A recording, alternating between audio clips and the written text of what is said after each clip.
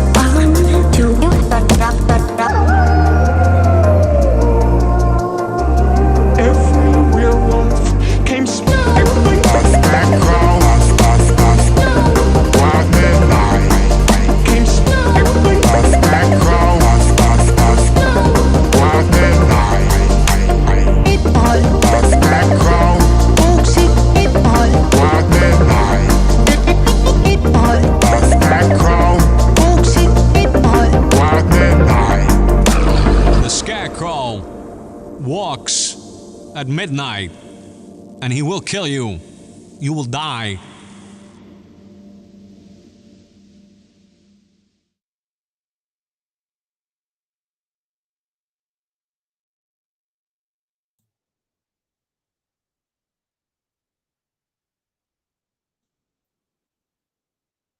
The intro's over.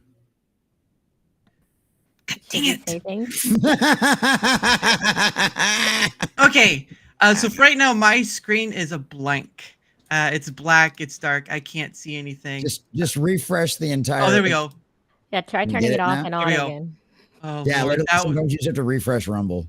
Oh, Lord, it was awful. I was sitting there trying to figure out why I wasn't seeing it. I saw his head bobbing. I was like, what is he doing? I can hear it. I can hear it. It was a black screen for me. I was like, okay, come on, what's going on? And I tried changing videos, and then all of a sudden it's like, it's playing on there, but it's not.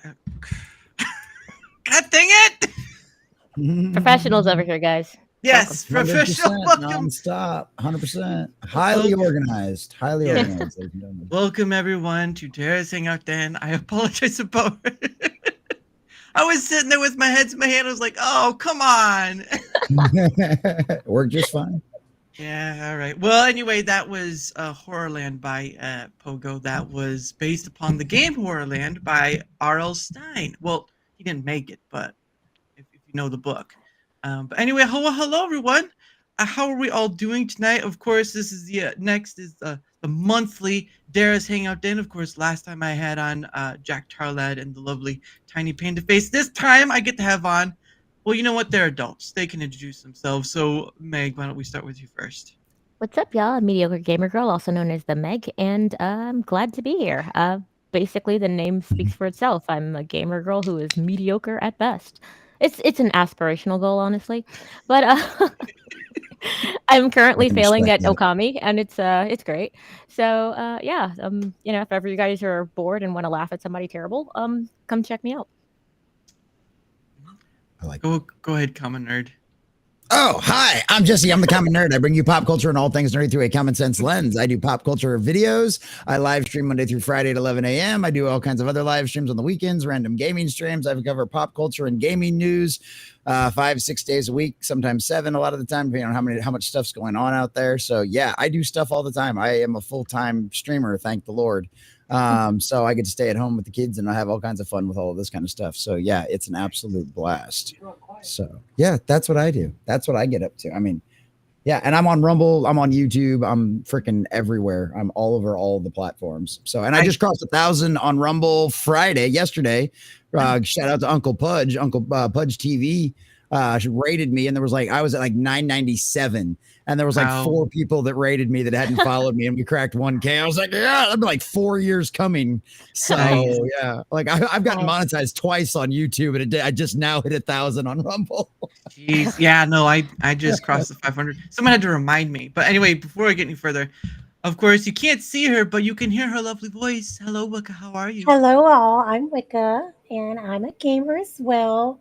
Definitely mediocre, and I strive to be like the common nerd. Right now, I'm currently playing Bioshock Infinite. I will be on later tonight. Very cool. What are you playing? Yeah. Right now, I'm playing Bioshock Infinite. Oh, cool. Mm-hmm. Nice. I'm into horror genre games right now. Not sure why, but I started playing them, and I really like them. So that's what I'm doing. Okay, cool. Nothing wrong with that. Very cool. What was it? The last one I think you were playing was a Cthulhu one, was it, or something else? No, I played so many. Yeah, you've played a lot of games, but all of you have played a lot of games. So who am I to talk about? But yes, I love when you say "and." It's yep, all right, I'll take that. I'm what I get pedantic, so I was just it was just for my own clarification. I'm like, is it a lot? Well, I think when I had stopped by your stream during a Pay It Forward stream, you were playing the Link's Awakening, the 3D version. Yes, I was. And I passed that, and now I am playing Okami because people told me it was a great game. And I was like, cool, I have a problem. I have to finish the game. So Okami, I did not know, is the longest game ever made. So really? It had well, it's not the longest game ever made. It's just long, and there's a lot of dialogue. And I autistically need to read all of the characters in voice. And yeah, it's good. It's great. Yeah, so that's it. So yeah, thus far it's been 2 games live. So I'm you're a lot, and I'm like, I watched some of your stuff last night, and I love the characters, how you speak like the characters. I love it. Oh, yeah, thank you. Thank you so much. It's really actually fun. It makes it pretty fun, and except when you have to voice somebody that you kind of hate. There's one character that kind of gets on my nerves, and I have to keep talking as him, and I'm saying it every 5 seconds. It's pretty fun. I'm annoying myself, which is totally what you want in life. That's good. Yeah. Oh yeah, it's definitely. Have you done voice Ganondorf yet? Have you done that? No, because he wasn't in Link's Awakening. Oddly, oh, that's right.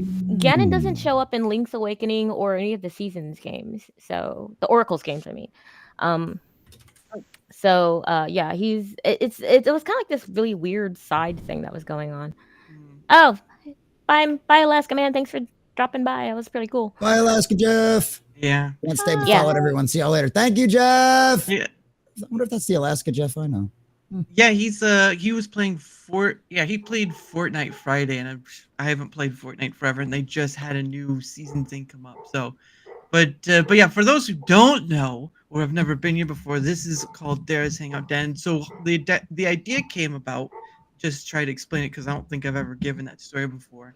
is I've watched a lot of content creators do panel streams, a lot of them, you know, F&T's being a big one or whatever.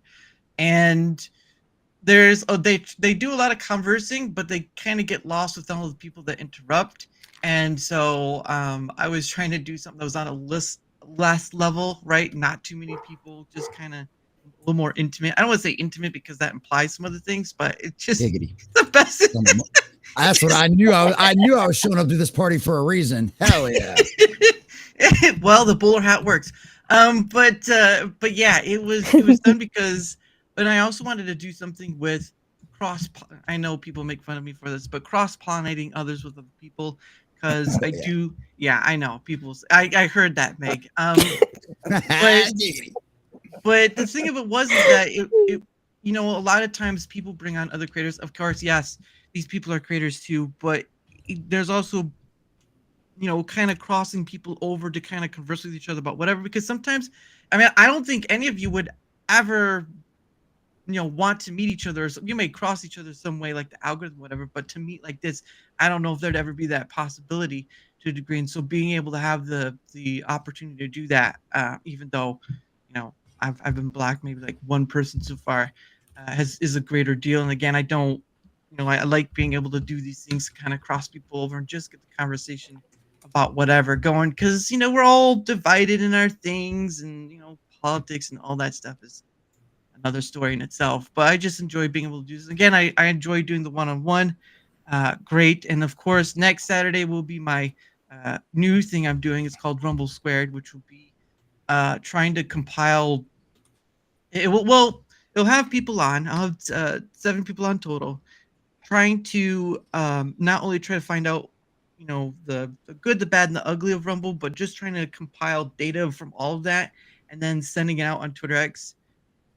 Okay, and try to put something out there so that not only will people see, like, because right now Rumble really doesn't give anything of like what the majority of the users or creators want from the platform. Like, there's scattered, like, I know gifted subs are coming by the end of the month.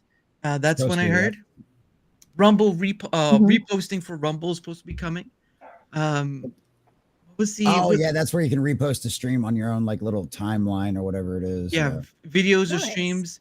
Hey Jack Charlotte. Another one is latency. They've been working on the latency thing. And I can't, there was something else too, but there's stuff working out, but it doesn't feel like they're just kind of grasping at different things from the outside perspective. So I'm just trying to see what data I can collect and go from there. And it won't be perfect, but it'll be a try at something. So no, absolutely. Cool. Oh, congrats on the 500 on Rumble last night. Someone had to remind me. Like, I wasn't paying attention to it at all. Someone said, oh, yeah, Tiny was on yesterday. And she's like, oh, you have like 500 Rumbles. Like, wait a second, what?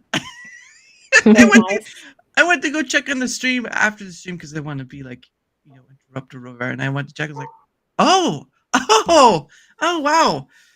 Because I think the last time I put anything out there of like my numbers and stuff, because I know that a lot of creators, let's get to the 500 mark, 600 mark, so on and so forth. That's not me.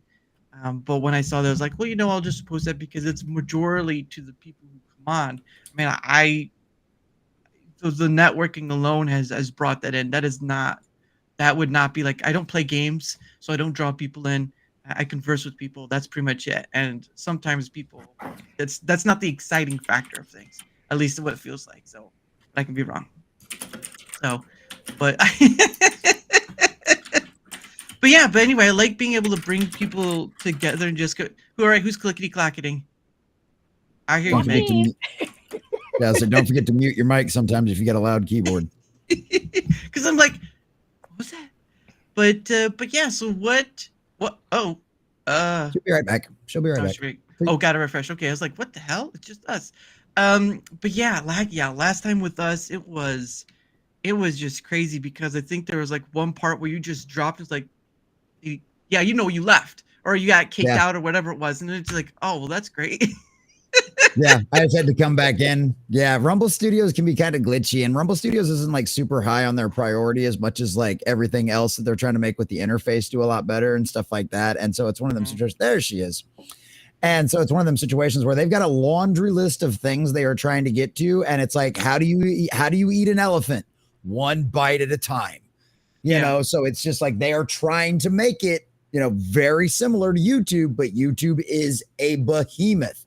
That thing that's why they talk about it. It's like the people that currently work there don't even understand the code anymore, because like they don't understand the whole thing. Like they can't understand how it all works together. They just understand different sections, different parts, because it's such this behemoth that's been built upon. And of course, the original people that wrote the OG code, they're all gone, So it's one of them things. It's like, and of course they'll never be able to, have enough, they'll never be able to humble themselves enough to go, hey, could you guys come give us a hand? Because we're trying to do some overhaul stuff here and we're afraid we're going to break something. But they're all too egotistical for shit like that. Well, basically YouTube. Again, YouTube is Google at this point. It's synonymous with each other, because no matter. Well, they're the same company. Oh yeah, Google's money. Well, of course, it has Google's money. I mean, you could say Alphabet, but it's really just Google at the end of the day. They just changed their name so they weren't considered a monopoly. They're 3 corporations, A, B, and C, that all basically that all basically work under the same leadership. It's the fucking shadiest thing I've ever seen to pull some bullshit like that. Yep. Yeah. Well, and the funny thing too, so I don't know if I told you a story, but I just recently had a stream be restricted to 18 plus, and it was over on YouTube. What? Yeah. What? Yeah. Well, what did you do, you naughty boy? Well, I was doing my pay it forward stream. Give me all the juicy details.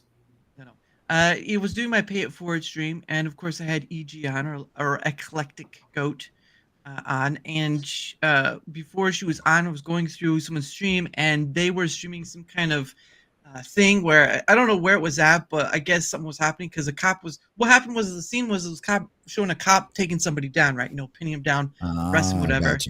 And the violence. Yeah, well, the first timestamp they gave me, there was no violence shown at all. It was just people running away, right? Like there were some blurry parts to it, or how the streaming thing, the quality wasn't great, so you couldn't really see much. And then I was like, well, there's nothing at this time that would be violent, but here at this time there's a violence.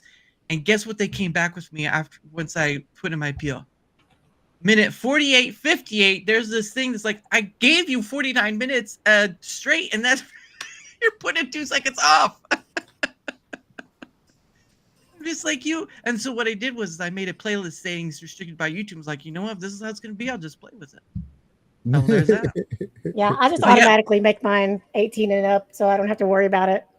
Oh, well, what streaming platform are you doing 18 and up on? YouTube? On YouTube. Rumble? Oh, on No, YouTube? Rumble I don't. I just stream normally on Rumble. Yeah, Rumble, whatever. I didn't even know that was an option on YouTube. That's interesting. Their rules have severely laxed on their live streams, though, because I know last year, like every one of my morning prep live streams where I go over all the news and everything, every one of those used to get the yellow mark of sadness. And I was like, let's try monetizing one of them the other day. And I was like, sure, why not? And I monetize it after the fact, right? Which when you get to select your little things and why it makes hits all your lines, right? Yeah. And then I was like, well, okay, that got through. Let's just try doing it, because the problem was if I'd monetize it afterwards, it'd be fine. But if I tried to monetize it while it was live, which I normally unlist them because they've got my videos in them, and I want you to wait for the video. If you want to watch the full live stream, you got to go to Rumble, And so, but I was like, well, let's just try it. And every one of them this week stayed green. And I was like, my rants are still the same. I'm still swearing and cussing just as much as what I used to. Like, okay. Well, this is what happens when they're starting to feel the heat of competition, because they just had a survey that came out like this last week, and I actually took it because I always want to know what they're asking. And it took forever. It took because I stream everywhere. So it took me like fucking 25, 30 minutes to get through the damn thing. But they're worried about competition because they're asking about Twitch, they're asking about Twitter, they're asking about Facebook, they're asking about TikTok, they're asking about outside of Rumble and Kick, they're pretty much asking about every other major platform you can think of out there. And they don't say the dirty word Rumble. They don't ever want to have to say that word. But like they're asking about everybody else. They're asking about how your experience is with other platforms. Do you like it better? Does it work better? Is your they want to know every fucking detail about what you think about every other platform you are on, which is why the damn survey took like 35 minutes. But it's good to know what they're thinking, because that tells you they're worried. right? Yeah. Which is why Yeah, you're they seeing should the be. shift. It's why you're seeing the adjustments. Absolutely. They've got more competition now than they ever have in the history of the internet, and they're sweating. Right. Yeah, and because YouTube is considered. I mean, again, YouTube is still considered the king of platforms. I mean, they're doing shorts, they're doing streams, and they're doing, pre-recorded videos. Which, Twitch and Kick are only about live streams and maybe clips. I do know they have Yeah. clips on there, but they don't I do. think they'll let you watch the last replay, but that's about it, I think, as far as I know. And I know they don't allow pre-recorded videos. Then again, you have places like Rumble is trying to do all three and all that stuff. But I get, someone made a comment like, I get that streaming is the future, but still you still want the things that people are going to do because people put out pre-recorded videos and stuff. Yeah, you're always gonna want evergreen content. Yeah. Because it's one of those things we're on here with two gamer girls, right? It's one of them situations where people are always going to want to walk through, right? To figure out how to get through something, right? And YouTube's the number 2 search engine on the planet, right? So if you're stuck in a certain section of a game, you're going to probably I personally go to the actual tutorials so I can actually see the words and read how to actually get through it, because I hate trying to sit through somebody else's video. But a lot of people do use the videos. I know all my kids use the videos to try to get through sections of Minecraft and stuff like that. And so those are always important. Lore videos will always get traction. There'll always be somebody new coming into a franchise wanting to learn about this, that, and the other, and they don't want to bother buying all the books to read the shit. You know what I mean? And so it's one of them situations where that stuff's always going to be important. But live streams, a lot of the time, are the priority because live streams bring in those really big numbers that you can tout to investors. And with the addition of super chats and donations and all that kind of stuff, they're also a great revenue stream. Whereas videos make ad revenue, but that ad revenue ain't shit. Right. Overall, that's the main source of money. But if you take it ad revenue for stream versus ad revenue that the YouTube gets a cut on those streams, or Rumble gets a cut on those streams, it's not even close, man. It's not even close, the amount of money they make per stream. That's why they're encouraging streaming so much. Yeah, and that's when you brought that up. That kind of light bulbed me. Is that I think that's what's making me wondering why Chris, the CEO of Rumble, has been touting all the big stuff like the election stuff and all that to get more investors involved. Because, right, I mean, you could tout all those stuff if you want, but Rumble still has its deficiencies, and it's like today with the whole, or yesterday with the whole Mike Tyson thing. Like Netflix had a hiccup. Like you were talking about earlier, CommonNerd. I saw you talking about that. But at the end of the day, Rumble still is in the game of catch up, right? Because it's not on the same level as Twitch or YouTube. But then again, Twitch is having its own issues now, right? I just saw the news. Someone was making the adpocalypse for them or whatever it is, and it's just, you're only going to last as long as you're willing to make longevity, and you can't really predict longevity if you're relying on the person who's in charge at the moment, right? And right now it's sort of not all over the place, but it feels like there's no set area right now, because I know some people are still complaining about the political stuff on Rumble. I know someone had mentioned conspiracy stuff or something like that, but at the end of the day, it's growing. But I know people still have their issues here, and that's why I'm trying to do Rumble Squared, because I want to get to the bottom of. I know it won't get millions or thousands of watchers, but if I can get just enough of a data, whatever you want to call it, a data section or whatever, just to try to put out there saying, okay, so this is how many people watched from the poll thing, whatever. This is how many people voted for this sort of thing, whatever, and try to get that out there, because I'm not seeing that from Rumble. I'm seeing numbers for the quarter stuff, right? Those kind of numbers, but not what does the majority of the people using a platform or creating a platform want? And it's not. I just don't really see that. And analytics. Yeah, I guess that.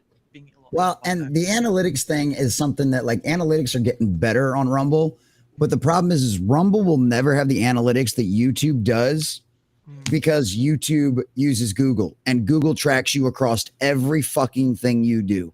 You know what I mean? Especially if you're using one of their web browsers, which Chrome's one of the most used web browsers on the planet. Yep. And so I know I use Brave. But, homie, right? Yes. But it's one of them situations where it's like they track you across everything. That's why they're able to get your likes. That's why they're able to tell you if somebody clicked on your video from Twitter or X, they can tell you they came from X. They can tell you they came from Facebook. You know what I mean? And that's why they can tell you all that stuff, because they've got all that data, because they track everybody everywhere. So it's like, I hear creators bitching about the analytics all the time, and it's like, you're never going to get what you've got with YouTube out of Rumble unless you want Rumble to be the same damn nanny state that Google is. You're never going to get that. Yeah, no, and that's the entire issue, because again, majority of content creators who do their stuff on YouTube, the reason why they probably won't touch YouTube or whatever is because, one, it's not enough reach, not enough money.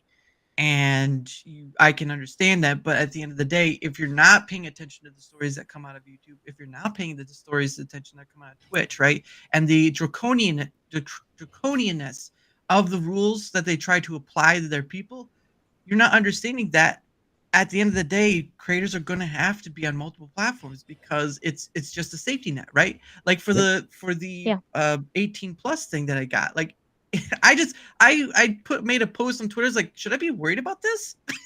Because I was like, this is laughable. I'm on 2 different platforms, and this is what they're doing is laughable to me, because I get the violence thing, sure, but are you really thinking you could take me down by just doing this? I mean, it's ridiculous. Well, the thing about it is too, and this is one of the things I've always told everybody, with the way the rules changes and the way the platforms change leadership and stuff like that, it's like, I'd always streamed on Rumble. Since I started streaming and I was able to multi-stream, I always streamed on Rumble. I'd always uploaded my videos to Rumble and Odyssey. I always used to be on all 3 platforms, and Odyssey just eventually became too much with everything else that I do right now. Especially without being able to get the automatic uploads, because YouTube cut that shit off. And so, so it's one of them situations where, but I always told everybody, I said, YouTube's, any of these rules can change at any time. So that's why I always told everybody, I said, if anything, you guys need to be over on Rumble. You need to be following me on Rumble. Even if everybody hangs out on YouTube, that's fine. But you need to have an account on Rumble. You need to be following me over there. And guess what happened? I had almost, I think I had it was 4,600, something like that, odd channel, tons of members, plenty of people to keep me afloat going, no problems at all whatsoever. Right. And all of a sudden, because of my outro that I had for 6 months of my buddy eating a banana on repeat in a GIF, okay, all of a sudden became sexual content, and they struck my I got 1 strike on Monday. And I was like, I got something like, it wasn't even a strike. It was like a restricted or something. I was like, well, that's fucking weird. And so I was like, okay, maybe it's just a glitch, whatever. It went away, yada, yada, yada. So I uploaded all day Tuesday, same outro. The algorithm didn't flag me. It went right through just fine, because they do a little review, went through just fine. Didn't have any problems. I'm like, okay, maybe the other day was just a glitch, whatever. Wake up Wednesday morning, my entire channel is gone. I'm getting messages on fucking Twitter going, what happened to your YouTube? I just got an email from fucking YouTube saying my subscription had been suspended. And I was like, oh, these motherfuckers. And so, and this was after I was doing it full time, because I had gotten laid off from my job in March of last year. So I was doing this full time now. And I was like, you bastards. And so everybody jumped over to Rumble. A lot of my main supporters had accounts over there, and they've kept me afloat ever since. But I'm back on YouTube now. I've got, I don't know, what is it, 1,600? I think I just hit 1,650 over on YouTube or something. 1,360. You get 2 channels over there though. One's for gaming. I actually technically have 3, but that's because I was trying to get past some of the algorithm stuff that I was having with my main channel, but that seems to have freed up a little bit. So I'm just concentrating on my main channel, because that's the one I get ad revenue off of. And even if it's $2, that's better than nothing. If I put out 6 or 10 videos a day, well, we're kind of doing okay at that point, which sometimes I do. But no, I started the gaming channel because there was a few weeks there. It was like 3 months that we just had so much gaming news, because I stream for 4 hours a day, 11 to 3, most Monday through Thursday. And so I'm cutting videos the entire time, and I'm talking to the chat, and I'm reading your comments out loud and doing all that kind of fun interactive shit. And like the gaming, I was like, I literally don't have room on my main channel for all of this stuff. So I was like, well, I've got this gaming channel that I've been doing all my gaming streams and leaving them live over there forever. And I was like, I just started pumping the videos over there. And next thing you know, that thing shot past 500. And I was like, whoa, well, here we go then. Alrighty, cool. So hey, speaking of new subscribers, thank you, Wycca. My Streamlabs just told me you subscribed over on your Oh, look at that. Yeah, Um, she's a Texas darling too. So hell yeah, my girl. Yes, that's great. Yeah, I'm down on the Gulf Coast, so I love that. It's like I want all of our fellowship to be like in Texas and Florida. Like I'll accept everybody. Some people being in Florida, I get that. Florida's nice, but like I want everybody else in like Texas. Yeah, but to keep the libs out. oh, that's right. Obviously. But what we're going to end up having to do is just build like a wall around Austin, and we'll just catapult them over the wall and directly in. And we'll just move like the actual Congress like right outside the wall. Although it's probably a good idea to actually keep them in the wall. Now that I think about it, that's all the politics. Yeah, that's a great idea. Keep them inside the wall. Yeah, we'll leave them in the wall. Yeah, it's a very finicky thing doing this content creation thing. I mean, from what I've learned is that, and it's not just the platforms themselves, but people as well. Like I said earlier, I've already been blocked by somebody who have had them before. Don't even know why. It just happened. And there's drama that surrounds certain people as well. I'm in Texas. Austin needs to be. I apologize on behalf of California. Oh, you in Cali? Bro, born and raised, have hated it since I was a child. Yes, I am. Yeah, I've got one of one of my co-hosts on Sunday night for my Doctor Who stream, Sunker Maiden. She's in California too, and she's kind of like stuck there because of family. And then my very first channel subscriber, Tim Hayes, it's the same thing. His family with their medical issues and stuff like that. He's kind of stuck there too. So yeah, we appreciate all of your my friends that are. Yes, I sympathize with the common sense folks that are trapped in that fucking absolute hellhole. Yeah, so. Bro. I was born and raised in LA, so yeah, like the dodgy part of it, people, the sirens at night. Yeah. Oh yes, I am from Le Ghetto. I love that. Yeah, grew up during the Rodney King riots. So yeah. Oh yeah. Dad had to drive out of town to the rich neighborhoods because the people decided, it's a good idea to protest injustice, burn down your own neighborhood. So makes sense. Yeah. That always made so much sense about all of that. That always made so much sense. That's cutting off your nose and hoping the other guy bleeds. It's great. So So cutting off your nose to spite your face. Well, not your face. You're trying to spite somebody else's face. Like I'll show those guys. I'll set my house on fire. I'm like, I don't think let's assume that you're correct in your diagnosis, that they hate you this much. They hate you so much they're going to care that you just set yourself on fire. I don't think so. Like by your own logic, that makes no sense. So it was a very odd way to grow up. But I do apologize though for some of our people going there when the companies leave here. Don't apologize for them, Meg. Well, Meg, we would allow you to come to Texas, but Yes. Thank you.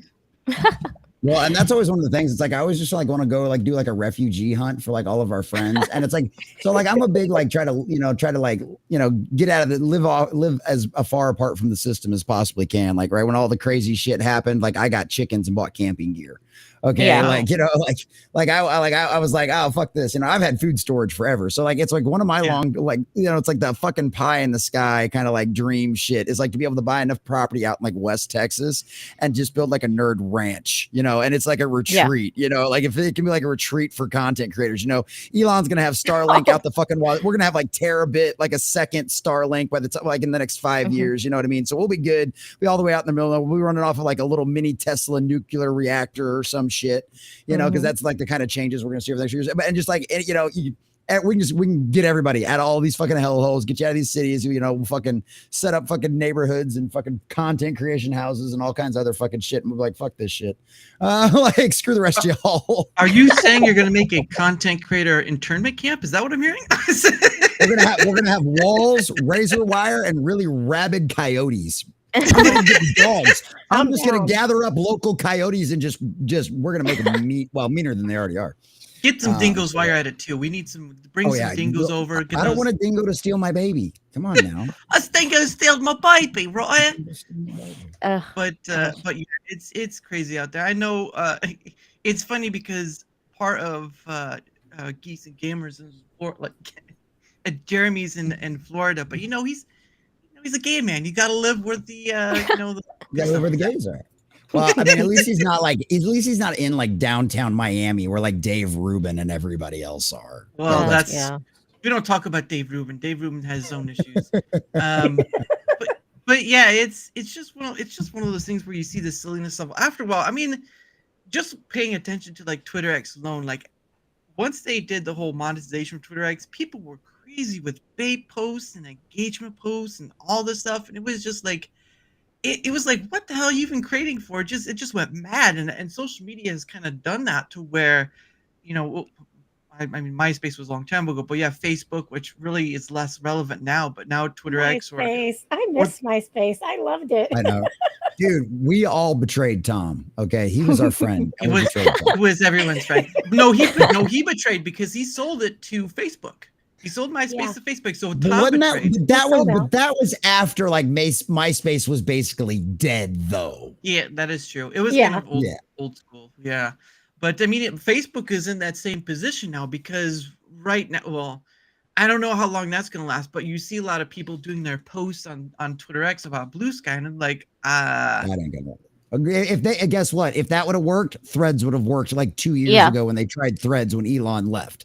This ain't gonna make a damn bit of difference because they're all attention whores, they're all narcissists, and they will not get the engagement over there on Blue Sky that they do on X, and they'll all fucking end up coming back. Well, apparently they've had about like 24,000 complaints in a day. No, I think it was 30. It was three. I'm sorry. It was 3,000 per hour. Oh wow! If I remember correctly. So yeah, so all of the whiners went over there because they were mad about an election, which I'm sure that hurt Trump like so much. Right. And then they go over there and then they start complaining about each other and blocking each other, and like it's already started off, and I'm just like, oh. Seriously, following what is it? Libs of Blue Sky has been hilarious for like. I'm gonna have to follow that. I'm gonna have to find that account and follow it. That's gonna. It's literally just Libs of Blue Sky, just like Libs of TikTok, but Blue Sky, and it's pretty funny. Well, part of the reason I saw for some people was the AI thing, right? Like they didn't want their AI trained, and then people were complaining that the Blue Sky would do that too, and then Blue Sky came out with something saying we wouldn't train your stuff on AI. Just like there's a lot of this back and forth stuff. You're not really sure where the truth always lies in the center, right? There's no far away because then it gets construed. It's always in the center where there's some form of the truth is at. And Blue Sky is for right now. People are pointing to all the people that are moving over there, right? Like a million people just move over there. And it's at the top of the App Store, the free App Store, right? I'm not sure about the paid, but on the free app. But then that's another thing too, is right? Is that some people are saying that there are no ads over there. I'm like, okay, but how are they making money in order to say that? How long did that last for every streaming platform on the planet? Even Netflix has ads now, and they're king ding-a-ling. So it ain't going. That shit ain't going to last. The only reason they don't have ads right now is because it's fronted by a bunch of investor money. Well, that and like a Tubi and Freevee. Well, Freevee got shut down, but Tubi is ad filled too. Amazon, right? Amazon. There were people complaining that Amazon's putting ads in the movies. They are. Yep. So it goes to show, and I do know that Odyssey tried to come out earlier and say they were going to try to do something where they weren't going to have ads, but it's like, okay, but what? How are you going to supply? Yeah, that's like a little sus, isn't it? Yeah. Well. I get what they're trying to do, but the common theory is basically if you do not see the way in which they are able to make the money, you don't see what the product is, you are the product. So if they're not making money in an obvious way, best believe they're making money off of you in some way. Now you might be fine with that, or you might go, that's not okay, but in some way or shape or form, they're going to need to make money. This is not just benevolent gods who are handing out all of these nice things. I mean, they need to be able to eat too, and no shade, but I just want to know up front, what are you doing and how are you doing it? I probably don't care, but I just need to know. Condor, is it? Oh yeah, yeah. If it's libs of blue sky, yes, you may post the link. Go ahead Yes. for that. So yeah, I Yes. found him on Twitter and followed him. Yeah. Well, it's just an easier way, but there are people who they post links. I have one that posts links, but I'm like, you just have to ask first. Like that's one thing Yeah. about when you have people in chat. Like if you ask first, you're more than likely going to get a yes. But when you just start posting links out of the blue without asking permission, it's going to be harder for me to say yes to, and all that stuff. So you just ask and we can get there. But yeah, that's one of the things too with Rumble as well is they need to make making mods a little easier. Dude, Especially yeah, if you, that is a pain in the ass. It's like Yeah. that on Kick too. It's a pain in the ass to make somebody a mod. I think maybe Kick finally fixed it. I think Kick might have finally fixed it. But yeah, Okay. YouTube's a pain in the fucking. Or yeah, Rumble's a pain in the ass to make somebody a mod.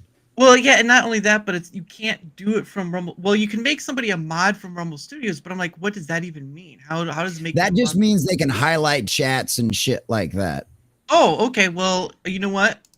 I'll do that for you then, since you're putting out people's thing. Hey, But- look at that! I got power. Woohoo! And it got limited quick. But it's just another thing right there where again trying to collect that again Rumble Square is going to be that collecting the data, finding out what majority of people want, because at the end of the day, they need to be like once a month. I know they're doing that thing with Silver Fox and Lumpy, right? Chris, if you remember, Common Nerd. Oh yeah, but they need to, and I've had them on like twice now, so it's been real nice. But they Nice. need to be able to put something out once a month showing like, okay, this is the amount of people wanting this thing or whatever. I know they say transparency, but it's like, guys, we know you kind of keep your roadmap secret or don't show it.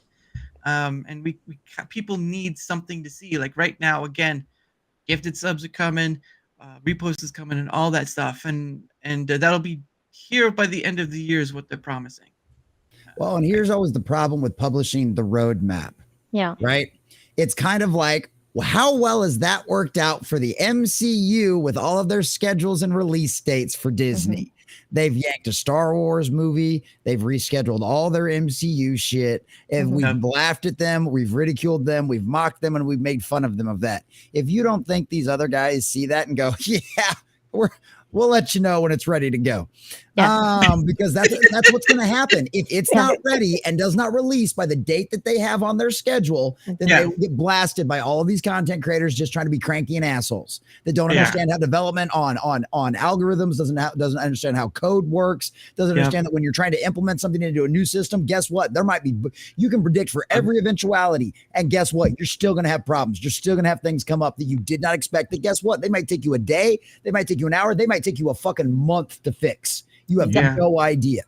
Yeah, so, and I've had that happen too, where they did something and the $1 and $2 Rumble rant thing disappeared, and someone had brought it up. So I can't say it was fully me, but when I had brought it to their attention, it's like, okay, we'll get, Rick had said we'll get it fixed within a few hours, and they did, and that's great. But there is a thing where they're even after the fact, it doesn't seem like they're checking their quality control of if something's happened to the platform. So having a way on there. And that's another thing too, right? Is that Rumble doesn't have a way of bringing up bug issues, whatever, on their own platform. You have to go to Twitter X to do it, and they should really be bringing that traffic to them, because they're giving. Twitter X is still a competitor, and they're still giving their competitor some of their traffic, and it's like, what? Yeah. I don't know. Yeah. Is Twix really a competitor though when it comes to Yes, watching trying videos? to. I mean, they're trying, bless their videos. hearts, but not really though. Like, bro, like if I need to watch something, I go to Rumble first. If I can't find it, then I go to YouTube, and then I'll see if I can find it on YouTube, and I'll see if that account actually exists on Rumble. So I still go back to Rumble first and foremost. This is more because I'm angry at YouTube forever. I'm good with that.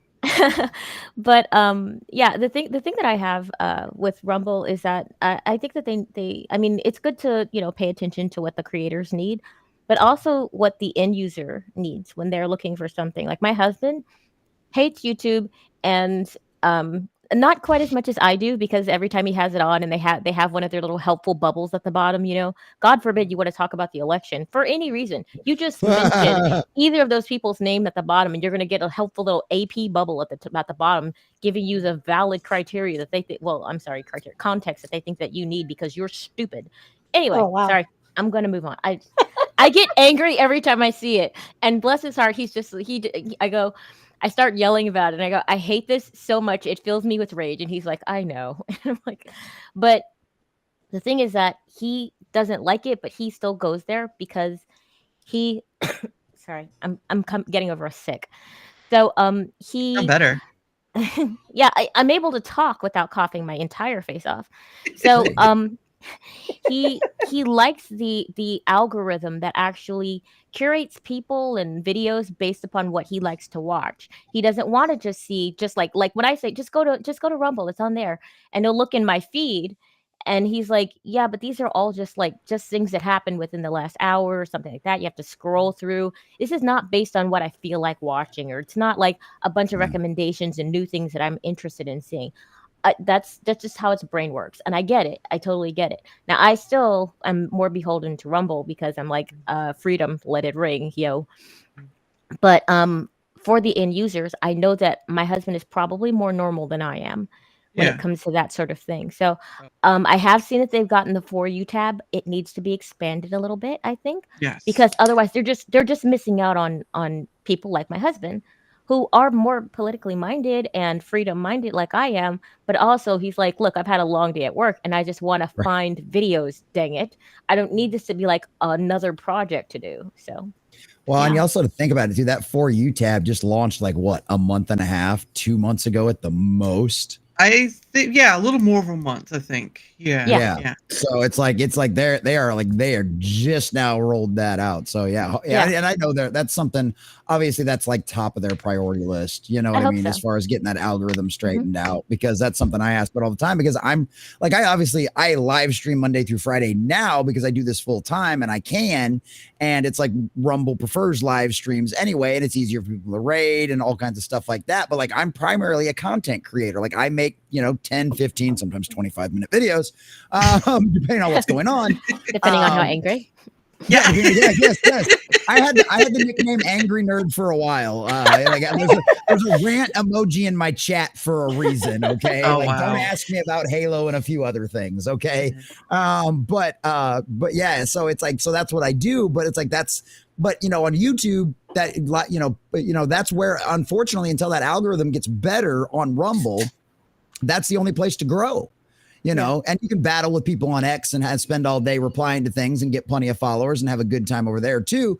But like, as far as just like set it and forget it, Rumble's the best, or YouTube's the best way to do that, unfortunately. And like the only time outside of like this last week with like the raid and everything else, the only time my Rumble grows is if one of my YouTube channels are growing.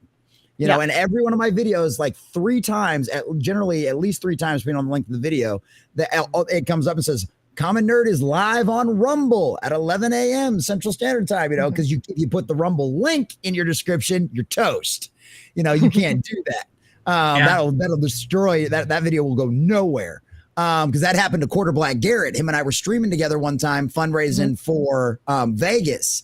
And like normally he gets like 200 people watching his streams, his gaming streams and stuff like that. He put my link, my Rumble link in his description. He had like 80 people watching him. Wow. Yeah, it's that much of a deep. They can't, trust me. Rumble is a bad word at YouTube. But if you get away, but you can put it in the screen. And like I said, if I have a big video go viral, I'll get 2 or 3 people that'll follow me over to Rumble, and that's just the way it is right now. Why use Linktree and stuff? Because it kind of converts all your links that you want to. But also another thing I noticed that there's some. I make shorts from the streams as well. Condor, that's with anything, right? Understandably so, but people want to get promoted as well. So how do you meet in the middle? How do you meet in the middle for promoting people, but not? So the thing that I would say is that everything that rewards you for a certain behavior there will always be the temptation to change so that you get more of that affirmation for that behavior. So, I remember I had a nephew who was 2 at the time. He's 18 now, and I'm not unhappy about it because he's like 6'2", and it makes me mad. Anyway, he was 2, and now I feel old. But moving on, he was 2, and he did something, and it was really funny, and everybody in the room laughed and clapped. We all laughed and clapped our hands because he was 2, and it was cute. Right. And he looked at us, and there was this look on his face. And for the next 30 minutes, we had to watch this child do like random stuff that was weird. And then he would look at us and he'd go, yay, and clap his hands and laugh. So he was trying to get us to clap our hands and laugh because he liked getting that affirmation. So we did it, and eventually we found something else to like get him more interested in that. But we had to keep feeding into that, because the thing is that, you know, that's what you do when you've got like a 2-year-old who is happy. Right. But the thing is that he kept doing things to get that affirmation. And even though we're adults at this point, we still do have that inside of us where we still want to get affirmed for doing the things. When you get rewarded for a thing, you tend to do it more. The thing Yeah. about an algorithm, though, is that it's not necessarily for the content creator. It is for the end user who wants to. They will not find you otherwise. They just can't. They will only find the biggest, the loudest, the people that they already, or the people that they already know. This is the only way to find new people in an algorithm like this. That's why my husband likes YouTube so much, because he finds new people, he finds interesting things.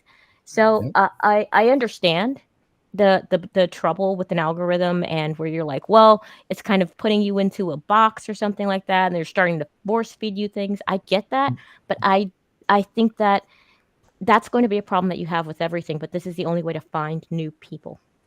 Well, and at the end of the day, though, even on YouTube, there's a subscribe tab.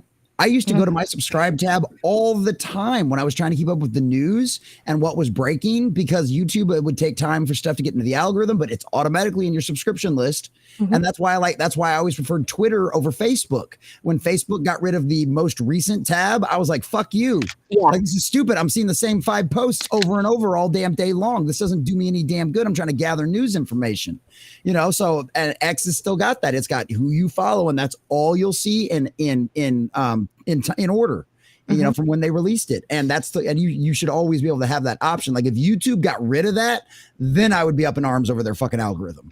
You know what I mean? But they're not going to get rid of that, and they try to bury it, make it a little harder to find. But yeah, and like you said, that the algorithm, and it's the other thing is there's other tricks to the algorithm too, right? Like YouTube isn't just conforming you to make specific types of content, right? Obviously, if you want to get something to go viral or whatever, but if you're passionate about something, you can make the content the way you want to make it. When you learn a few tricks of the trade, you learn what hashtags to use, you use what words to use in your titles, you learn what kind of thumbnails get a good response, you learn all that kind of stuff, what works for your stream, and then you just do your thing. And then there's jump cuts. Jump cuts are supposed to help. I'm experimenting with those right now. I'll let you know if they actually work or not for my kind of content. But that's like, there's little tricks you can use to elevate yourself in the algorithm, because at the end of the day, it's nothing more than a mathematical equation that can be manipulated. We manipulated the stock market, okay, with like all the meme stocks and everything else. You think we can't manipulate YouTube? Oh, smash that like button, destroy that comment section, put woke in it so all those little screaming liberals come in there, find you a good couple of mods that love fighting with them all day long, and shit just explodes, man. I have too many mods on YouTube, but that's because I trust those people. But I did want to bring this up, Contra. Yeah, I understand that, and yeah, I've never been featured on Rumble at all. You know, it's on the top picks, whatever. But yeah, how is it that, well, some of the followers can be bots, that happens. But how is it that, you know, what I'm doing, and then all of a sudden I'm like half to 1,000 and all this stuff, and I want to beat the algorithm. I want to be one of the ones who just, you know, beats it over the head and say, look, I don't need that anymore. I have word of mouth and just bam, bam, bam. Now, there's still tools you use, right? The community tab, making posts in the community tab, which would be nice. But at the end of the day, there are things where, like in shorts, earlier I was saying, I make shorts from live streams, and there have been times where a certain subject comes up in that, and you can see that it barely gets anything or barely any views at all. And just like, wait a second. Oh, okay. And wait a second. It's like, what? Why is, I mean, I've used the tags, because I do admit that I do use the tags to my advantage, the hashtags or the regular tags, right? There's hashtags and there's regular tags. And oh, hey, how you doing, Meg? You said BRB. You know, I saw him. I just thought you just look a little bigger. But yeah, I am bigger. I've grown. Well, yes, you have grown. But the real question is, how tall are you in real life, though? I don't want to talk about it. Hey, I'm short and proud. Hey, I that's well, I get leaned on by my family, so it's annoying. But Yeah, I'm only 5'2", so I get it. all right, okay. So And since my you are, husband's then like I 6'1", am. so he I'm can as literally well. chin on my head. Yeah. yeah. Oh no, that's the thing. That's what they do. I'm 5'2" and a half inch. I'm very proud of my half-inch target. But yes, my sister likes to come over and literally lean on my head because she's a jerk. Well, she loves you too, so that, or she doesn't. I don't know. I don't know your family, so I can't see that. Yeah, it depends on the day. That, It's a that sibling. is That's how true it too. goes. But no, I mean, short is fun size. That's what I hear anyway. Woo! Hey, you know what? You can have as much fun with this fun size Snickers as you can with a full one. All right, just gives a little energy. Then when you get to the big thing, Dude, it'll stop get bigger. digging. Stop. Just let it go. Just it's Here's a not getting lollipop. better. Sometimes there are holes to dig for, and some they're not. But anyway, the lollipop killed. That was funny. The funny thing, Um, though, Dara, about what you were talking about, though, is that I think that you've grown through your own hard work because of the fact that you've been grinding and you've been looking for people actively. You do your pay it forward stream, you pop into people's streams, you meet new people all the time. For someone who's more just about doing whatever it is that they're interested in, I mean, your interest is people. So that's how you grew. And I mean, like you grew by a straight up grind. You did it the hard way. You knocked on proverbial doors, as it were. I don't know, for people who are more like, I don't know, Wicca or even Common Nerd and me, who just kind of like we just go out there and we just make the videos or something like that. I think it is a little bit harder to get big without some help from like an algorithm being like, hey, I saw that you like this. This other person does something that's kind of like that. You may like this person too, because they'd never hear of me. Nobody knows who Mediocre Gamer Girl is unless you happen to stumble on. Yeah, but that's because pay it forward. You were out looking. You were hunting for Toby Maguire. All right. I was hunting for Toby Maguire's, and then they have the dick line at the end. Yes. Yeah. But So, no, you're not. I mean, you're not wrong. I mean, yeah. I don't want to be too egotistical because that'll ruin you. But for me, it's just I was doing something I just didn't see a lot of other creators do. And of course, yes, you make your content the way you do. Don't listen to me. I'm a nobody to you.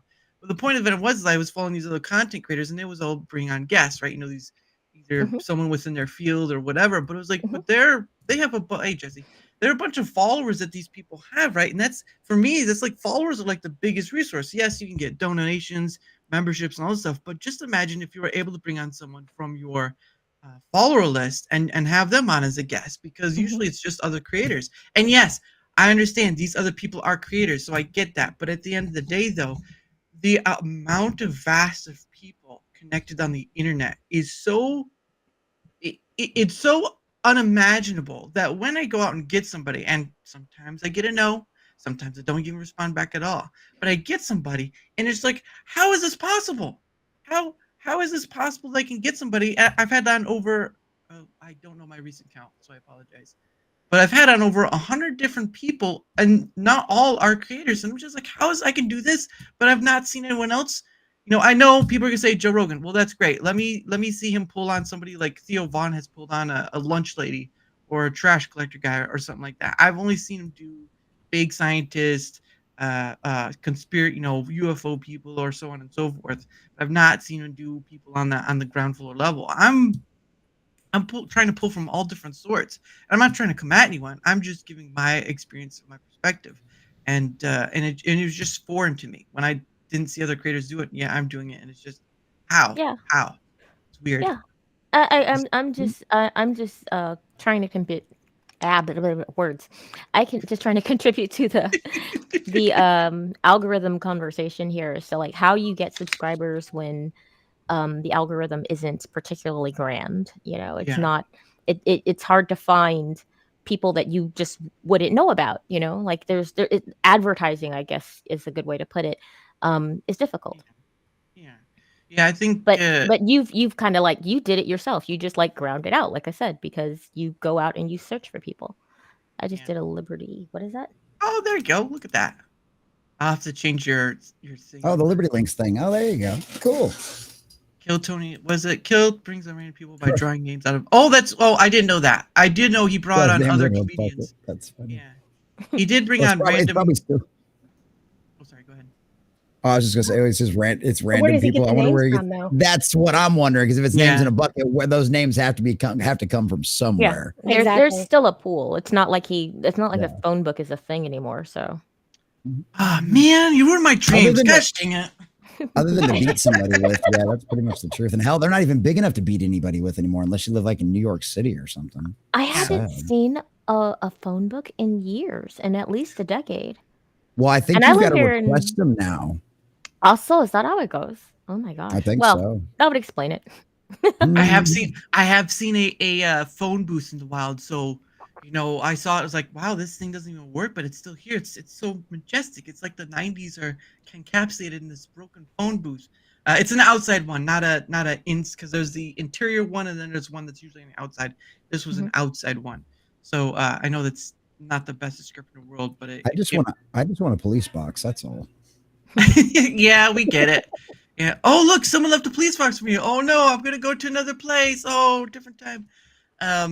No, that would Dude, be I just want to interesting. go in there and just find the kitchen and make tea because they're British, right? Like they I must wanna have an swim in the pool. amazing tea. Oh, wow. And yeah, Time Lord tea. Holy cow. Yeah, right. You should come up with a brand for that. A Time Lord tea. It tastes like everything, and you're like, wait a second, what? Yeah, Tastes- but I mean, which version of the doctor are we talking about? Because I mean, it's kind of So that would vary. cool. The tea would vary by the doctor, truth be told. Because like if you did Capaldi, you'd want something kind of old and bitter. And if you did like Matt Smith, you'd want something that's like young and fresh, but also still a little bitter on the back end, just a little bit. You know what I mean? And then I don't know. I guess maybe I don't know. Smith would, or not Smith, but Tennant would be something spicy. I don't know. And then I don't know. How would you? I don't know. He changed Eccleston, toward the end though. something angry. Tennant did change toward the end though, so you'd have to be like Right. bitters as well. But anyway, guys, it is the top of the hour, and if and like an upside down Ural, I don't even think about that. No, I don't think that. Yeah. What is wrong with you? No. But Come for on, those who Dara. don't know, the top of the hour, what I do for regular chat is at every hour, at the top of the hour, I set aside some time for us to promote ourselves. And I know some creators, they do it at the beginning with their guests or at the end with their guests or sporadically throughout. I do it at every hour because it's sort of like a timekeeper, right? Like, oh, here's an hour. Let's take a breather, introduce ourselves and go on or promote ourselves and go from there. So we'll start with the line of Common Nerd and we'll go down. I know, can you guys see the bottom bar below the screen where we're lined up at? We can. Yes. Okay. All right. Well, we'll start with Common Nerd and we'll work our way down to Mediocre, Meg, and then Wycca. So go ahead there, Jesse. Yeah, sure. I do pop culture and nerd news. I cover gaming news. I live stream Monday through Friday at 11 a.m. I live stream with 32 Flavors of Nick Weiser on Fridays at 8:30 for Comic Shop Talk. So if you like comics, or if you just like to look at really pretty art, because that's actually how I started out in the chat, and now I'm on the show. And so, or we do that on Friday nights at 8:30 over on 32 Flavors of Nick Weiser's channel. Wednesday nights I try to do gaming around 9 or 10. And then I do random gaming streams. I generally do one on Saturday nights too, unless Vets Talking's happening, which that's sporadic as all shit. But on Sundays at 2 p.m. I do a Bible study, and then at 7 p.m. Central Standard Time, Mr. Grant Gregory and my dear sweet Sunker Maiden, we review When Who Was Good. We just finished the season 6 episode finale last week. That is a Rumble exclusive, obviously because of copyright issues, and because it's an actual watch along. You get to watch the episodes with us. And so we'll probably end up, and we also do Torchwood on that show sometimes too. Cause like Sunker didn't like the first season of Torchwood, and it's a lot of fun to torture her with Torchwood. And so it's fun to do that. We like to do that. I'm a sadist. I like to torture my friends. It's how I show love. But yeah, so we do that. And then, like I said, Monday through Friday, 11 a.m. But I also have a gaming channel, that I do I put all my gaming news videos out on. That's just the Common Nerd Gaming. I'll drop a link for it in the chat as well, because that one I haven't dropped a link for yet. But that one's just my gaming channel. And that one, if you want gaming news specifically, that's the place to go. I cover all kinds of different video game news over there. And that's also where all my gaming live streams stay up. So if you ever want to catch a replay of one of those, that's where those will be over there on YouTube. So yeah, that stuff's a lot of fun. And we do drinking streams. You can come in and buy me shots, and we can do stuff like that. Or we do dab streams as well. You can come in and give me $20 and I'll do a dab on stream. You can see how high you can get Common Nerd. You can see how drunk you can get Common Nerd. Like, it's a lot of fun. Now, obviously, that doesn't happen through the Monday through Friday 11 a.m. live streams. Like, we don't do that. Those are business hours. Okay, we have work to get done. Okay.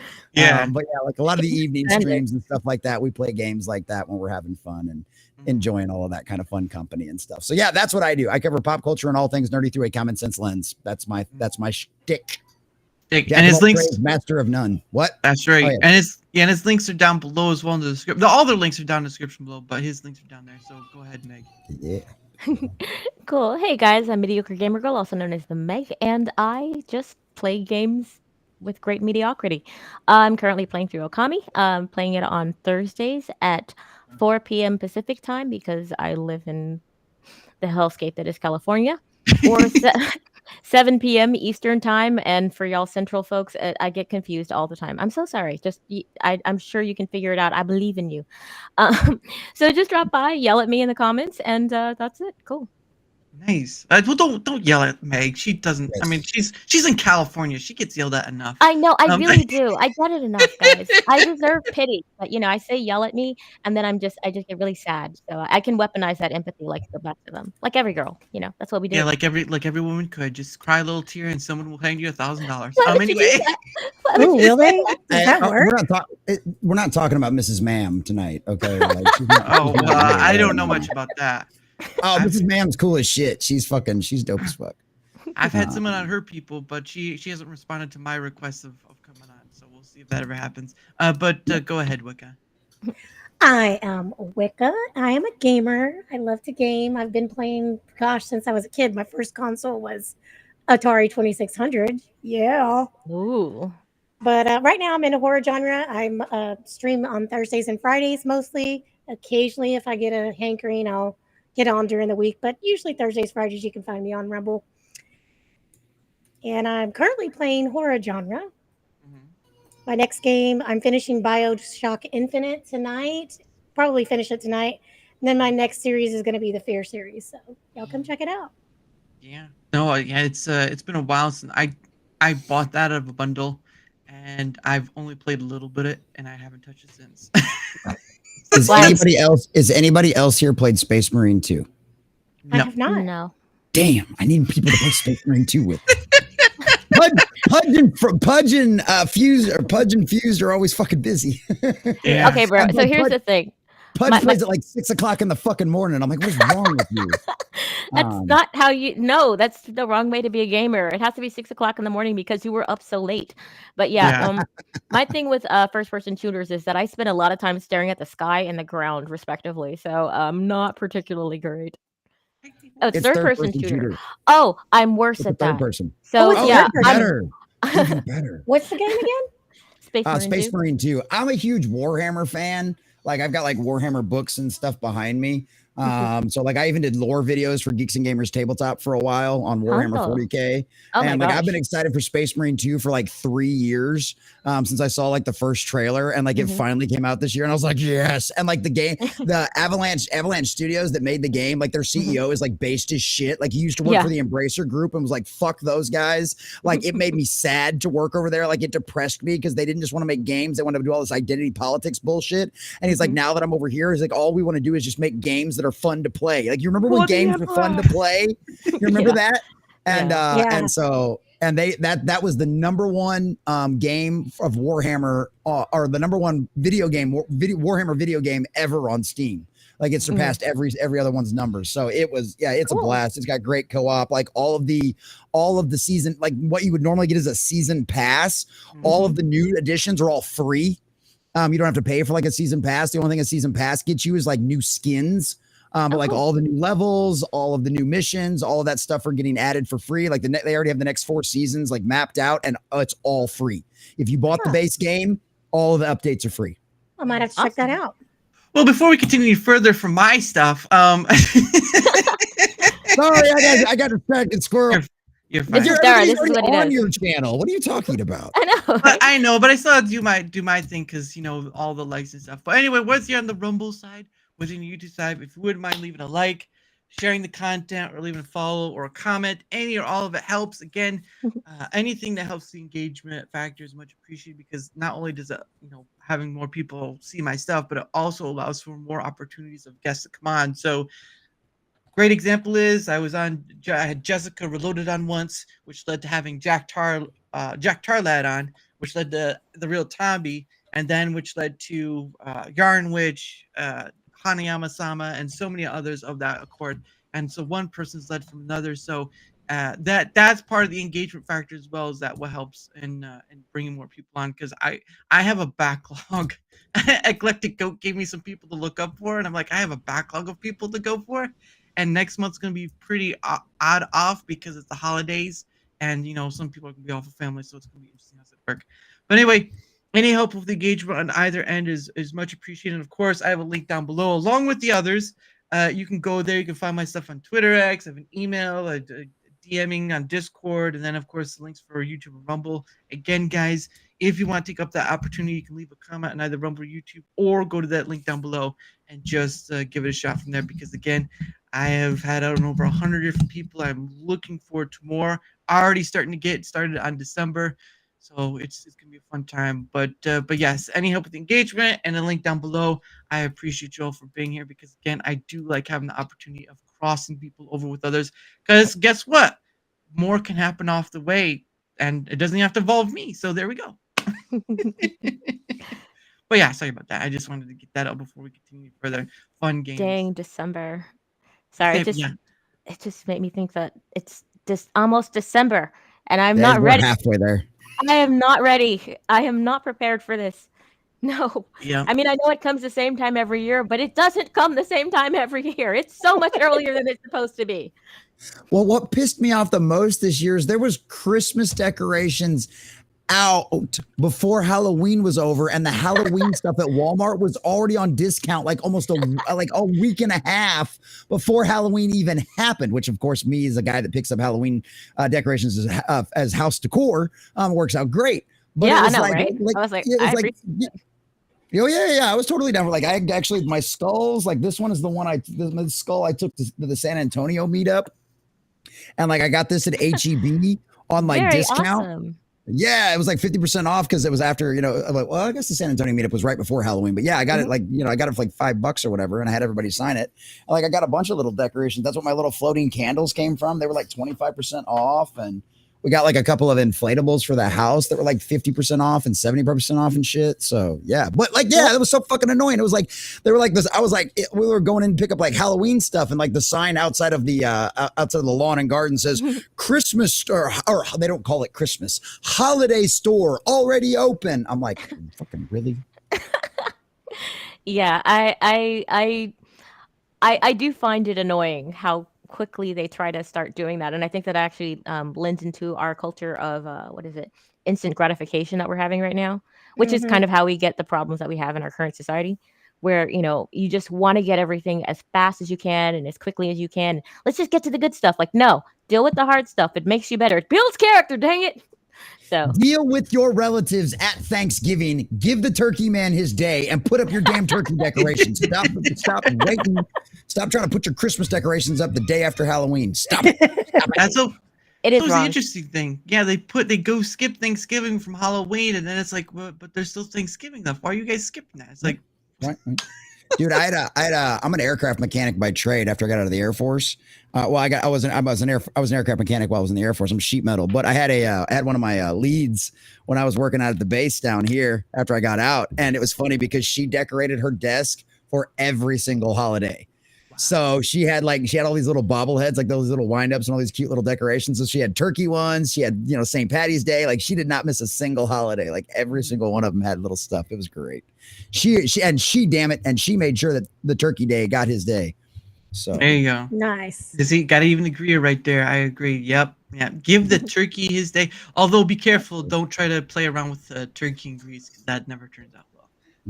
Be careful. Yeah. Make sure the turkey is completely defrosted. Okay, do not put that in the deep fryer. That is a bomb. Okay, bomb. See, you know what? Instead of dropping real bombs, they should drop frozen turkeys in oil. See, that's what they should do for fighting. Okay. Just The I've been problem hit by is the a problem is the aim. The problem is the aim. It'd be really difficult. Like That's the problem you with try this one. you try to drop a frozen turkey from 30,000 feet into a deep fryer that's about 30 inches wide. Come on, Bubba. Isn't that usually the problem in life? Is the aim? Not here. Okay. I got 6 kids. Well, there you go. You got that one. I Okay, had to so go for that why one. Dara got like age restricted is no longer a mystery. We understand now. We get it. No, it wasn't for that. It was because Mm-hmm. the police takedown thing. All right, goodness. Sure, it was. I That's what I tell everybody. I got age restricted because I swore too much, not because I took my pants off on stream. Of course, that's not the reason. Hey, at least you didn't pull a Gavin McKines, all right? Dude, a Gavin McGinnis, yeah, on FNT. Holy cow, dude! We were all trying to play that off, like, because I was on 32 Flavors of Nick Weiser's show afterwards, and I was like, we're all trying to play that off, so like YouTube doesn't realize it. Like, we're all like, nah, man, it was a fake thing. It was a fake. It wasn't real. And yeah, they fucking took that shit down. And they're like, Rumble, you better be cool. Rumble, because that was a Rumble. That was actually one of the early times that they were doing a Rumble stream, and they left it up on Rumble. So yeah, if anybody wants to see how small Gavin McGinnis's penis is, all you gotta do is go to Rumble on direction. Yeah, I don't want to remember that. And it's just like Gavin McGines has been a very provocateur for a very long time. He always is. He's an edgelord. That's what he does. Yeah. Even though he spoke punk stuff to Nerdrotic, that was. Yeah, it was thing. But I did have a question though. So you've been on here, using Rumble for how long have you been using Rumble there, Jesse? Where would you start? I've been on Rumble since the boxing gloves. Oh, so that's quite a long time. Like if you don't remember the boxing gloves, I've been on Rumble longer than you, which means I've been on Rumble longer than all of the current executive board. But like no, because I heard about Rumble like God. It had to be like 17, 18 time frame, because that was back when they were still in Canada. And they were doing stuff with the I can't remember the name of the news organization, Rebel News, which does news in Canada. And actually what I can't remember his damn name now, but the little Mexican guy out of LA, he used to work for him, and now he does stuff in the States. Oh no, never think. I'm thinking of the Indian dude. Never mind. They have very similar heads. But anyway. Rebel News was putting their stuff on Rumble because they were getting censored, like on Facebook and everywhere else. And Rumble's like, hey, well, we because the idea behind Rumble initially was the reason why it has a name Rumble is the idea was to put 2 videos together and you'd watch both of them, and whichever one got more rumbles, got more boxing glove likes, that's the one that won the fight, the match. Yeah. Right. And that was the one that elevated, went up to the top, and they had like a ranking system and all of this other kind of shit. That was like their version of an algorithm, essentially. And so that's where all that stuff was on. But that when all the Rebel News stuff went down, that's why if you highlight my username in the Rumble Studios, it says Jess1791, because that's my base username. That's my very first one back before I ever was creating content, before I was creating content over politics, which is what I did before pop culture and like all that other kind of stuff. So I was on here way back then. So what was your question? What was your follow-up question to that? No, the Rumble hurts my. Well, if you're on light, the light thing, yeah, it's gonna hurt your eyes. Like if you're on light you gotta install dark mode. Actually, they have a dark mode on Rumble now, I think. Yes. Dark mode is gorgeous, by the way. It's lovely. Voting with everything's dark mode. Yeah. Rumble Shorts isn't coming until like early next year, is what I heard. So we'll see about that. No, my thing was about the contract stuff, right? I know there's been a lot of people wanting like Dr. Disrespect and Rumble reaching out or whatever, but there was a callback that Odyssey did a while back of how they were calling out other places doing contracts and how that was kind of waste. And of course, Chris did. Well, because Rumble did it, Kick did it, Twitch did it at one point. Yeah, like, what was it? There's been a bunch of other spinoffs. There was Mixer. That was the other one that I was thinking of. Mixer did it. Unusable. Well, you have to be more specific on why it's unusable. That's really? I haven't found that to be the case, but yeah. Yeah, there you go. I agree. General duality. If you use light mode, you're a psychopath or a moth. I agree. Yeah, absolutely. I can't. I start blinking like a vampire every time light mode is on. I can go out in the sun and have fewer problems, and just stare at the sun and have fewer problems than having light mode on my computer screen. That is the worst. Well, like I get it, the sunglasses look cool, but like honestly, like one of the reasons why I started wearing them is when you stare at these fucking screens for 8 hours a day, like it hurts your eyes. It does. You know what I mean? And like I have, and now with the studio here in the garage and stuff like that, I have like 3 giant screens and the one slightly smaller screen. So I'm staring, I've got like, there's a reason why I've got like literally one light out here, because I can turn that off and you can still see me fine because of all the light coming off of my screen. Did we lose Dara? Say what? Did we lose Dara? No, I think, I don't know. Maybe we sweet. Our show now, bitches. He made me a mod. I got this. All right. What are we doing now? Computer crashed. Be right back, says Daramouthe. Oh, okay. Poor baby. Look at that. What's up, the real Bob Newman? Says, what's up? What's up? What's up, Bob? Good to see you, Bob. Glad you made it in. Oh, that is hilarious. Yeah, it happens, dude. Like that's and like the nice part is like at least when you're using something like this, it's okay. But if you're using like OBS and not feeding it into like Rumble Studios, like when your computer crashes, you lose everything and you have to start over. Oh my gosh. Okay, I might have to start doing that then, because right now I just use OBS. I mean, I got shamed into streaming, I want to say like a couple months ago. So I'm pretty new to this whole stream thing and talking to people while doing things.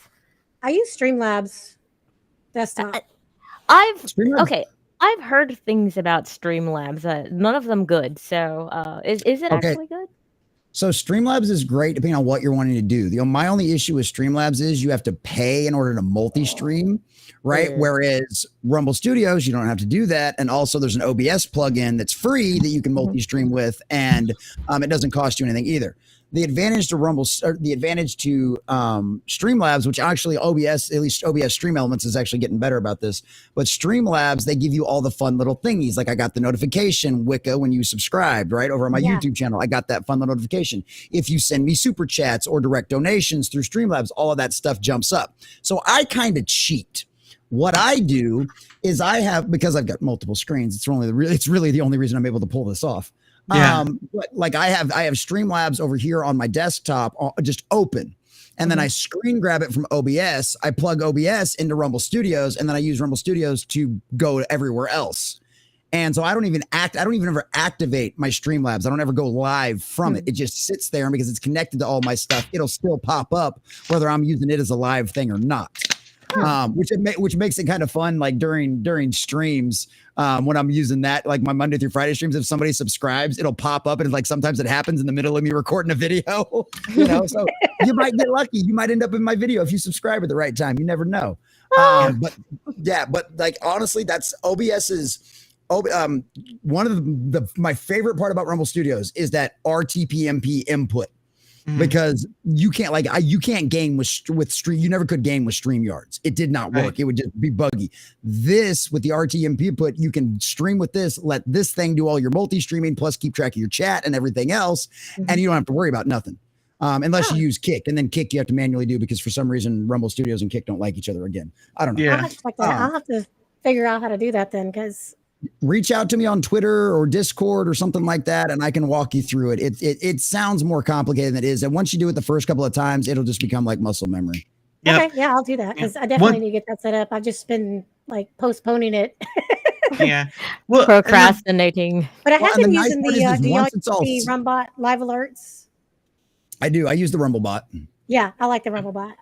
Yeah. I don't. I just use the stuff that Rumble Studios provides. But yeah, it's having once you connect your sites like Twitch, because it's like what 7 or 8 different places plus the RTMP, that you can connect to Rumble Studios. Yeah, I don't know why they haven't got the Kick one figured out. But once you can connect it, you can do the slide thing over, and that same for me for YouTube. It's just slide over, done, and that's it. But they still have their issues with some certain things. But I mean, that's more of YouTube's end, but yeah, it's still some stuff to work on. Yeah, I'll occasionally not catch some chats. Like I have noticed that with Rumble Studios, and I don't know if it's happened recently, but I know it had happened like a couple of weeks ago. But like I always keep all my chats popped up. I always have all my chats up here on my wide screen, and so I can monitor everything, because that does happen sometimes. And also like when I'm covering my videos and stuff like that, I don't have Rumble Studios in front of me because I'm using OBS to do everything.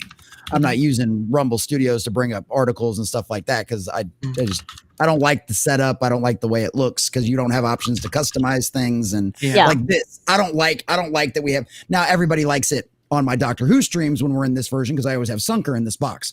But like a lot of I don't like this setup. I would prefer everybody to be widescreen like the way StreamYards does it.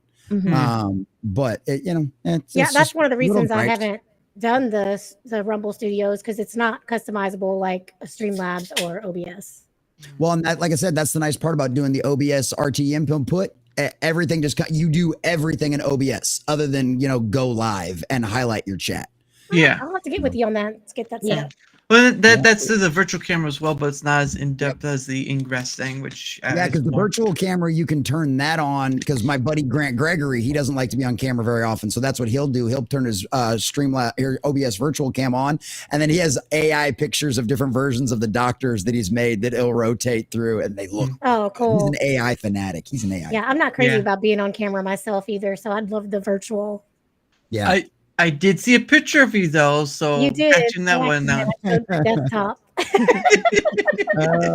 She's trying to switch stuff up and is like, wait a second, that looks like you. She's like, dang it.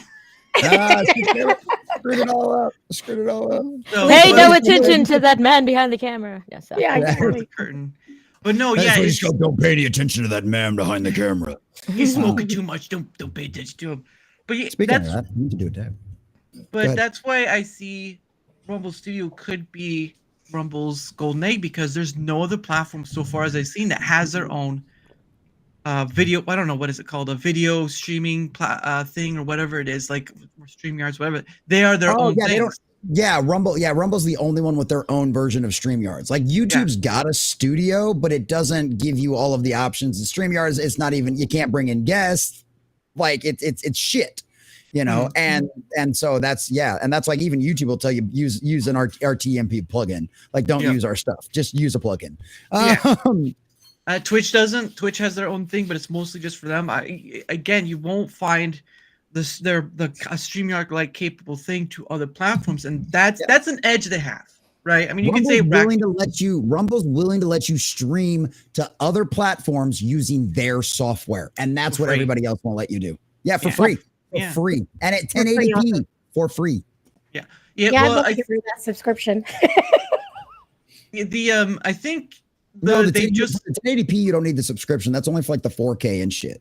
Yeah, they just released that not too long ago, but it still has. It still has issues, but it's getting there. That's why I get people's thing with the Rumble Premium, but I see it like this: it's a entry into not only for the no ads thing, but it's also an entry into getting the test and stuff before it goes public, right? Like people signed up for the beta list for Rumble Studios, and all this stuff. And you didn't.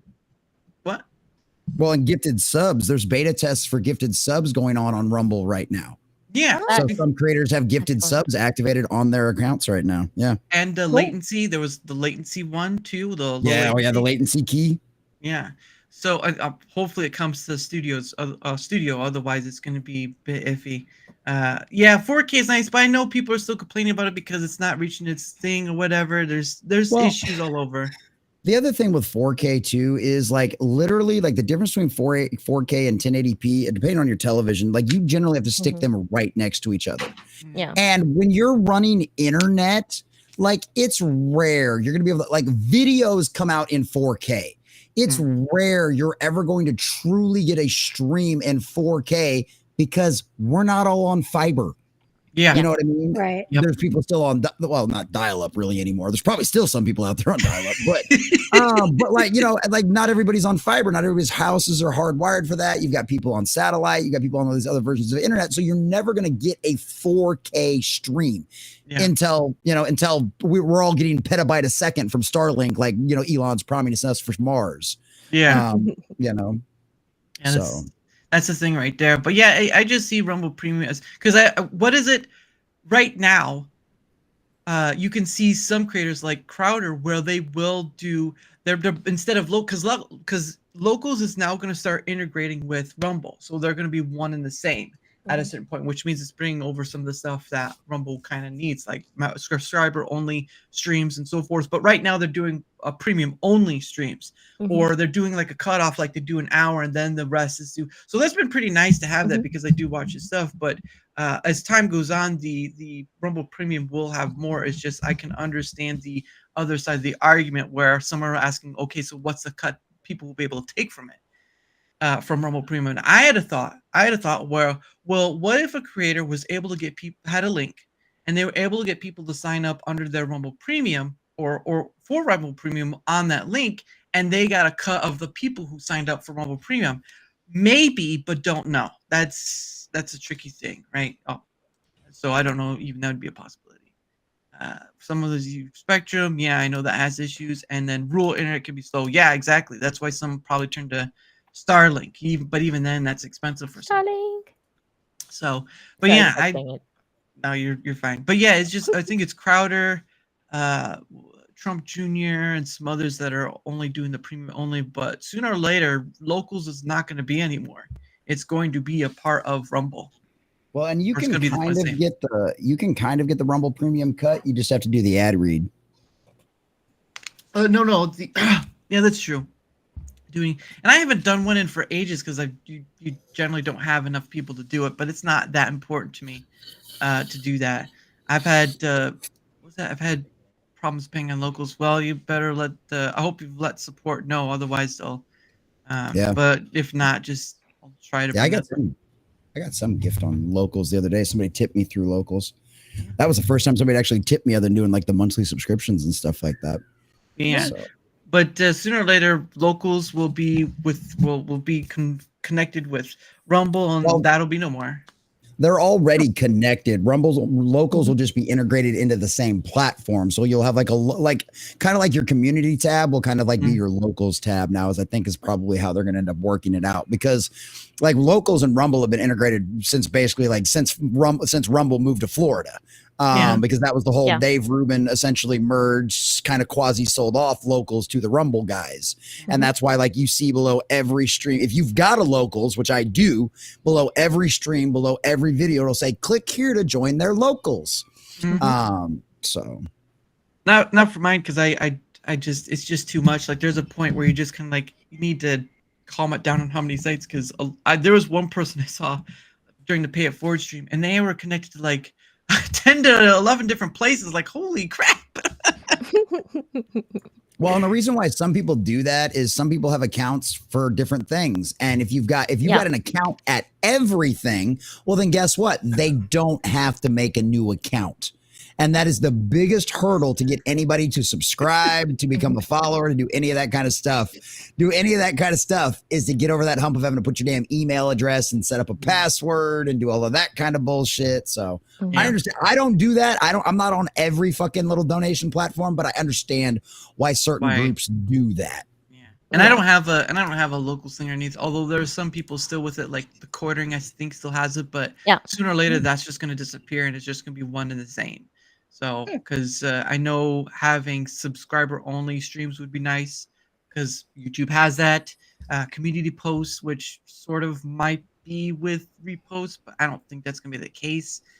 Community tab, sorry. And then some other things as well, because again, Rumble's going to get there, but you're still going to get the thing of people just. There are some people who've been burned by Rumble. I understand that. Part of it was the partner program, which understandably so, some people had issues getting paid. And that's, and I was there for that, but I have never partaked in the partner program. And I'm glad that they're not going to be doing contracts anymore, because that was just that after a point they're wasting money. It's a waste. Yeah, it's always been a waste of money. And this was something that, because Pudge and Fused had me on their little Monday show, I don't know, month or two ago. And one of the things that they were talking about, they were asking me about some of that kind of stuff. And fuck, I just lost my train of thought. Damn it. What the fuck what were you just talking about? It was about the contracts and stuff. Oh yeah. The contracts are such a waste of money, because you spend all this money over here to bring all these new faces over to the chat, where you could do the exact same thing, except spread that across 1,000 of your smaller channels and give them the ability to make content for you nonstop for a month. You know, Right. throw $3 or $4 grand at a channel that's under 500 and go, hey, look, we'll give you this if you make content for us for a month solid. And we're going to put you on the front page. We're going to make sure that everybody that's already over here is going to see you and everything else. But they wanted to pull in a couple of these. Right. You will be. Because guess what? How YouTube made its own stars. YouTube didn't go to Hollywood and pay fucking Brie Larson and all of the rest of these knuckleheads, these big contracts to come over there and stream on their platforms. No, what did YouTube did? It created its own damn stars. The only reason anybody knows who Mr. Beast is because of YouTube. Yeah. You know what I mean? And so it's like, that's how it's the same thing with, like, I'm not much in the Twitch ecosphere, but I know there are people that they were made on Twitch, you know, and they weren't famous from anywhere else. And that's what you have to do. You have to make your own homegrown stars. Yeah. Stop trying to chase after everybody else's stars. I understand you're trying to get people to sign up to the platform. You're trying to get numbers of users over here. And sometimes you got to do a little of that. I get that. But at some point, like you said, it's a waste of fucking time. You know, that's what killed Mixer. Yeah. Well, I mean, Ninja at least still made off with a lot of money though. So there's that. Make the and game, Kick not too. the player. Yeah. And Kick too. I think he got a deal from Kick, and I can't remember. I think it was like 100 million. Was it? Well, they're all backed by gambling money, so they don't fucking care. That thing is nothing more than a gambling promotion page for that. Yeah, well, I mean, there's plenty of video game streamers, and that's all they do. But that's the reason why they created that site, is when Twitch was like, fuck you, we're not going to allow gambling anymore. The investors from all the gambling websites went, okay, fuck you, we'll just create our own damn platform. Yeah, basically. And make your own site, okay. And we're going to do you one better. We're just going to license out your code from Amazon and make a clone of your website. So how's that for fucking potatoes? Yeah. Well, and the funny thing is, they're both on the same servers. Like, that's not really much different. And right now, I mean, you don't want to end up. They probably won't, especially with Kick and all the money they'd get. But I mean, we also what happened with Parler. Why would you want to fall into the same statute of that? Because Amazon doesn't give two shits about gaming. That is nothing more than one more thing for Jeff Bezos to acquire. He doesn't give a shit if Twitch makes money or not. He doesn't care if he's got a competitor on his own ABS services. They're all paying money. They're all paying rent, and all he is the landlord, man. That's true. Yeah.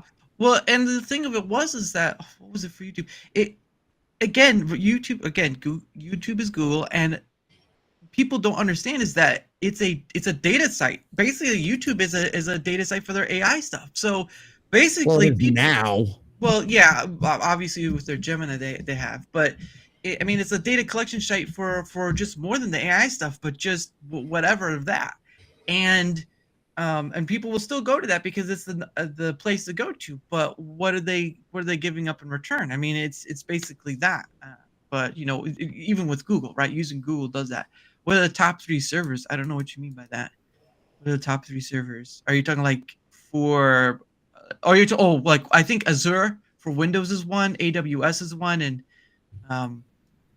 I don't know. I just know the Microsoft one and Amazon one. Because I think he's talking about server farms. Or what? Oh, yeah. I think you're talking about server farms, like or farms is what they call them.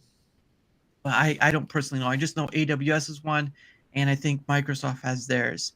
But yeah, AWS is the largest by far.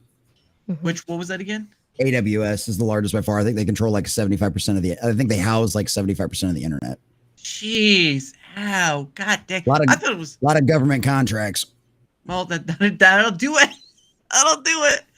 I thought it was Google, but man, I was way off in that one. No, Amazon Web Services. That's what's like built Jeff Bezos' empire outside of like Amazon, the store itself. But yeah, no, absolutely. Well, and I think people don't understand is that YouTube is a loss for Google in the money sense because they're not really. I don't think they've been in the green for a long time, and yet people, but they'll still keep it anyway because it's a data farm for them. Oh yeah. gaining information. It's also it's also a propaganda machine too, right? Like Google will never, unless the government forces Google to divest YouTube, Google will never divest YouTube because it's a propaganda machine for them. They get to control the narrative. They get to concentrate. Like you said, it's a study machine for them. They've been training stuff on this thing forever, you know. So it's like it's all there's a million advantages to, even if YouTube is losing you $500 million a year. It doesn't fucking matter, especially to a company like Google. Yeah. And that's pocket change to those guys. They have rounding errors that are bigger than that. Yeah, I mean, money isn't everything if you don't have power. And these people are very, very interested in power and in having influence over people. I knew his Emperor Palpatine was in the background. Sucking your fear. Unlimited power. Yes. Unlimited power. as his camera goes on focus. I've had like the same lore video pop up for like 3 weeks. It's like, who actually was the Sith Lord with unlimited power? And it's got this thumbnail of Palpatine saying it wasn't him, you know? And I'm like, I still haven't watched that video. Keep recommending it to me. I'm still like, and I'm just not watching it out of spite at this point. Like, you know, like I think I'm even subscribed to the channel. I'm just not going to watch it out of spite because YouTube keeps pushing it at me. Yeah. But I'm glad at least Rumble is taking the effort and not doing the contract thing anymore, because that was with Mizkif, Rice Gum, Sneeko. See how that went, right?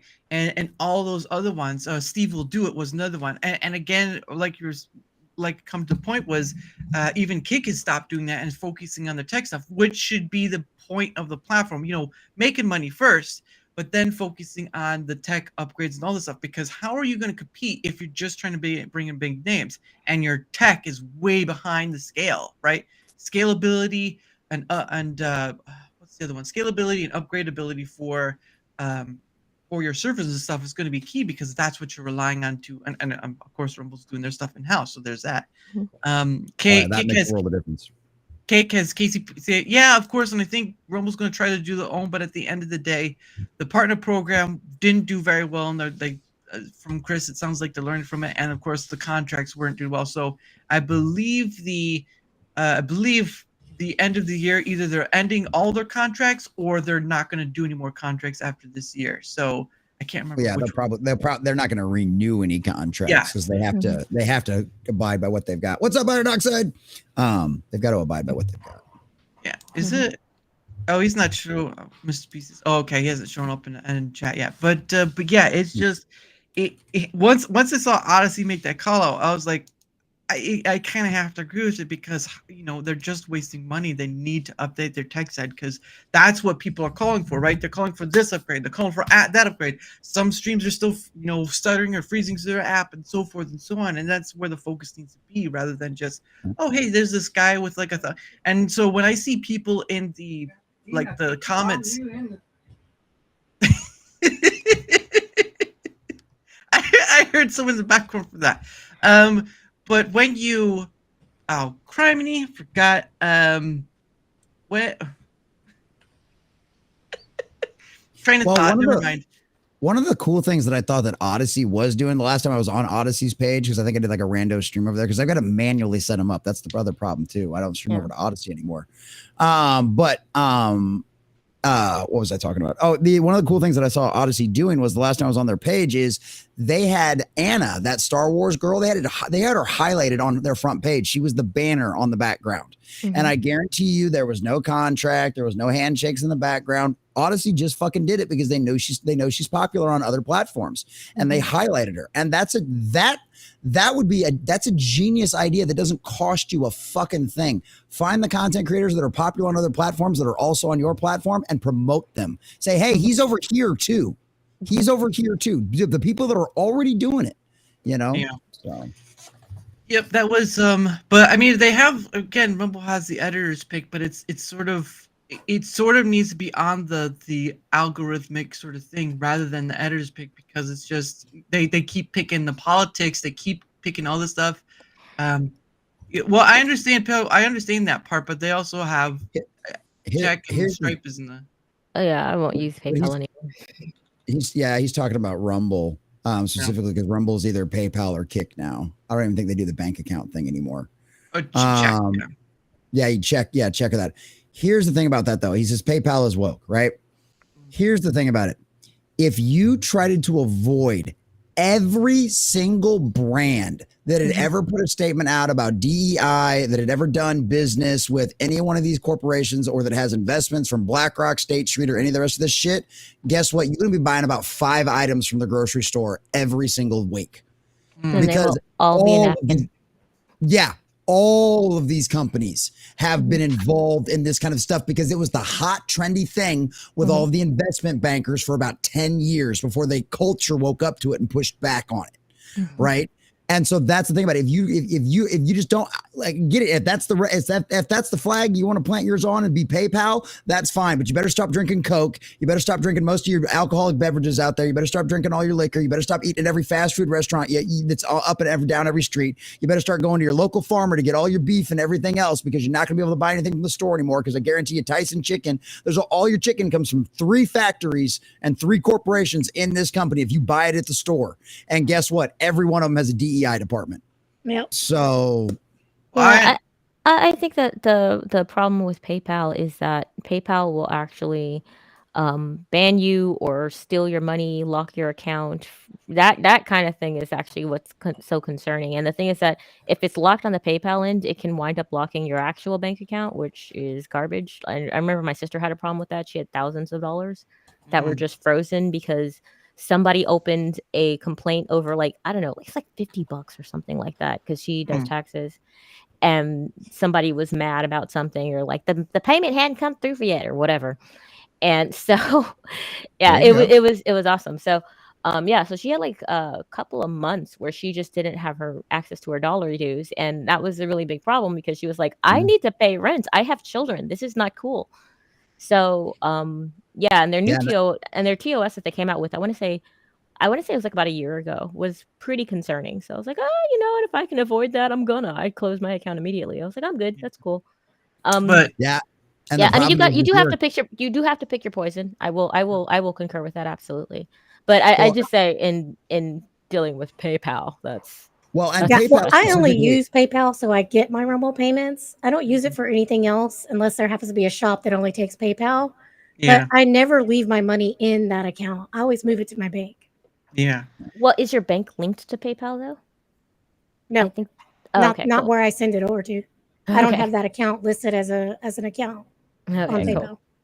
Well, and like obviously, like I was like covering all of the stuff that was going on with PayPal and Eric July and all of that kind of stuff. But when you're a content creator full time and you're on as many platforms as like I am and all of this other kind of stuff, it's an impossibility to avoid. It just really is. I mean, you don't think Geeks and Gamers uses PayPal. If you use Streamlabs and get direct donations, you're using PayPal.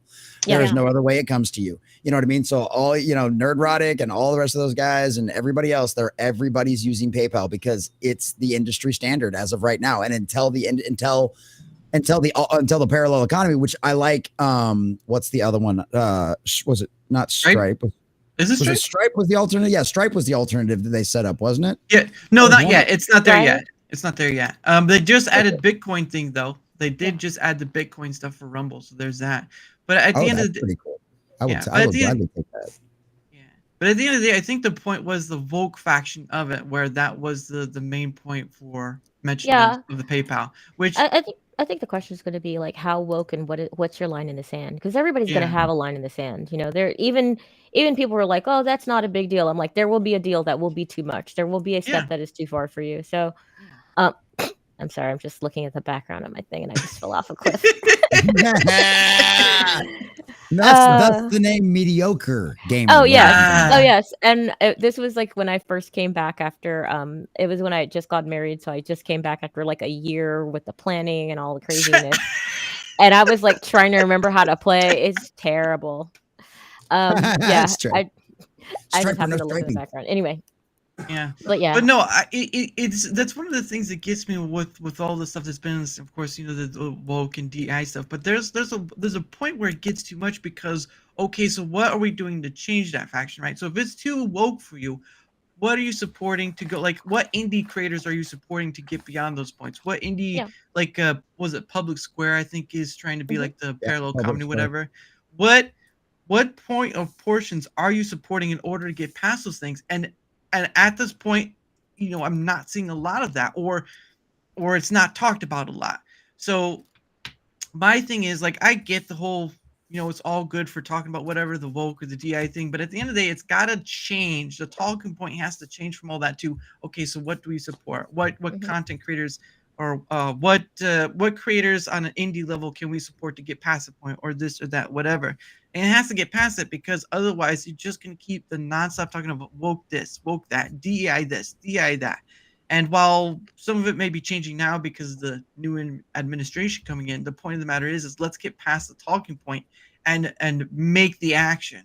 Because I don't know how many content creators I can tell you about that have talked about. Well, I mean, you too, Jesse. But it's gotta be endpoint. There's gonna be an endpoint, and then we take the action and do something with it. But I'm just on that. It forces it. Something major has to happen to force change, right? Like, and that's the thing about it. And as of right now, and I know there's been issues with specific content creators, right, or people with PayPal, but because of the fact that it hasn't been a widespread issue. You know what I mean? Because it hasn't been like it hasn't been an entire segment of people, right? Like, they haven't all of a sudden taken all of the gun tubers down off. I mean, they might have already done that on PayPal. I don't know.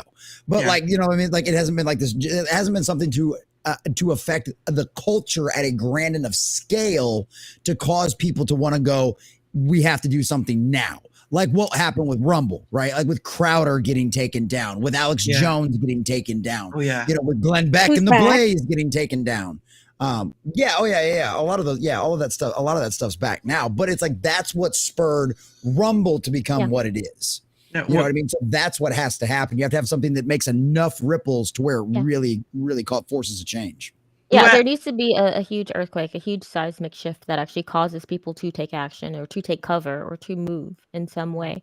And the thing is that as long as people are comfortable, a lot of times they just won't. They either need to be they need to be made uncomfortable, they need to be made angry, or they need to be convicted in some way, shape, or form that this is the thing that you need to do with your life. And this you have to stop accepting this kind of thing. And for right now, there are not enough people who are like, no more, never again, Like, for me, I will not shop on Amazon unless I absolutely have to. I have to be like dying to deal with Amazon because I thought that the parlor thing was entirely too skeezy.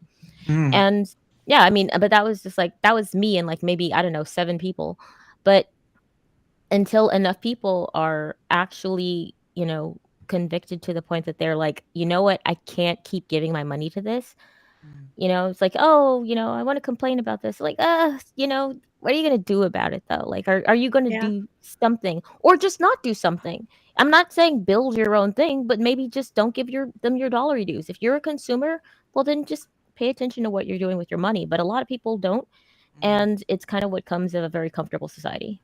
Yeah. Yep. Or very not enough information, or just gets oversensitized that you start ignoring it because it's like, oh, they're talking about the woke thing again. Okay, well, I'll just change the channel, whatever. Or they talk about the DEI thing. Oh, I'll just change the channel, because it does get kind of tiring where you're not making a change. You're really just same points. It's like with the YouTube stuff earlier, we're talking about the algorithm and all this stuff where it gets you the hits and all that, and it's just, you're not wrong. There has to be a shift, but everything comes with the first step, right? Of what is the saying? The first step leads to 1,000 miles, or something like that. I don't know. And I think the communities have spoken and are making that shift, because a lot of people are coming to Rumble now. So it's happening. It started.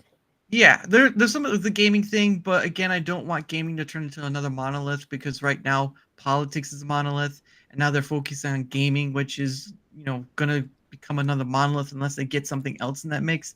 It's just, I didn't want, I saw it and it sort of dipped down for a bit, and it's kind of up. I mean, gaming is up on Rumble right now, like over 1,000, but it kind of fell off after that burst, and I just the marketing dried up. Well, that too, but I just don't want to see it turn into another monolith, because Rumble doesn't need monoliths. It needs a what would be a good example? It needs a farmer's market. It needs farmer's market of different areas. Well, the thing is that the reason why do people come over to Rumble though? They don't come over because someone who's like, "Oh, my dream is to be a content creator." You're the first thing that you do.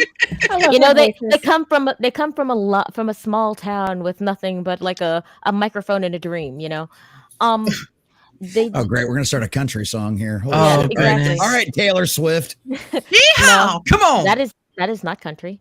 I hate Taylor. How dare you That's- mention her name? I'm In talking that about is her very- old shit. I hate Yeah. her. And Good, I'm glad.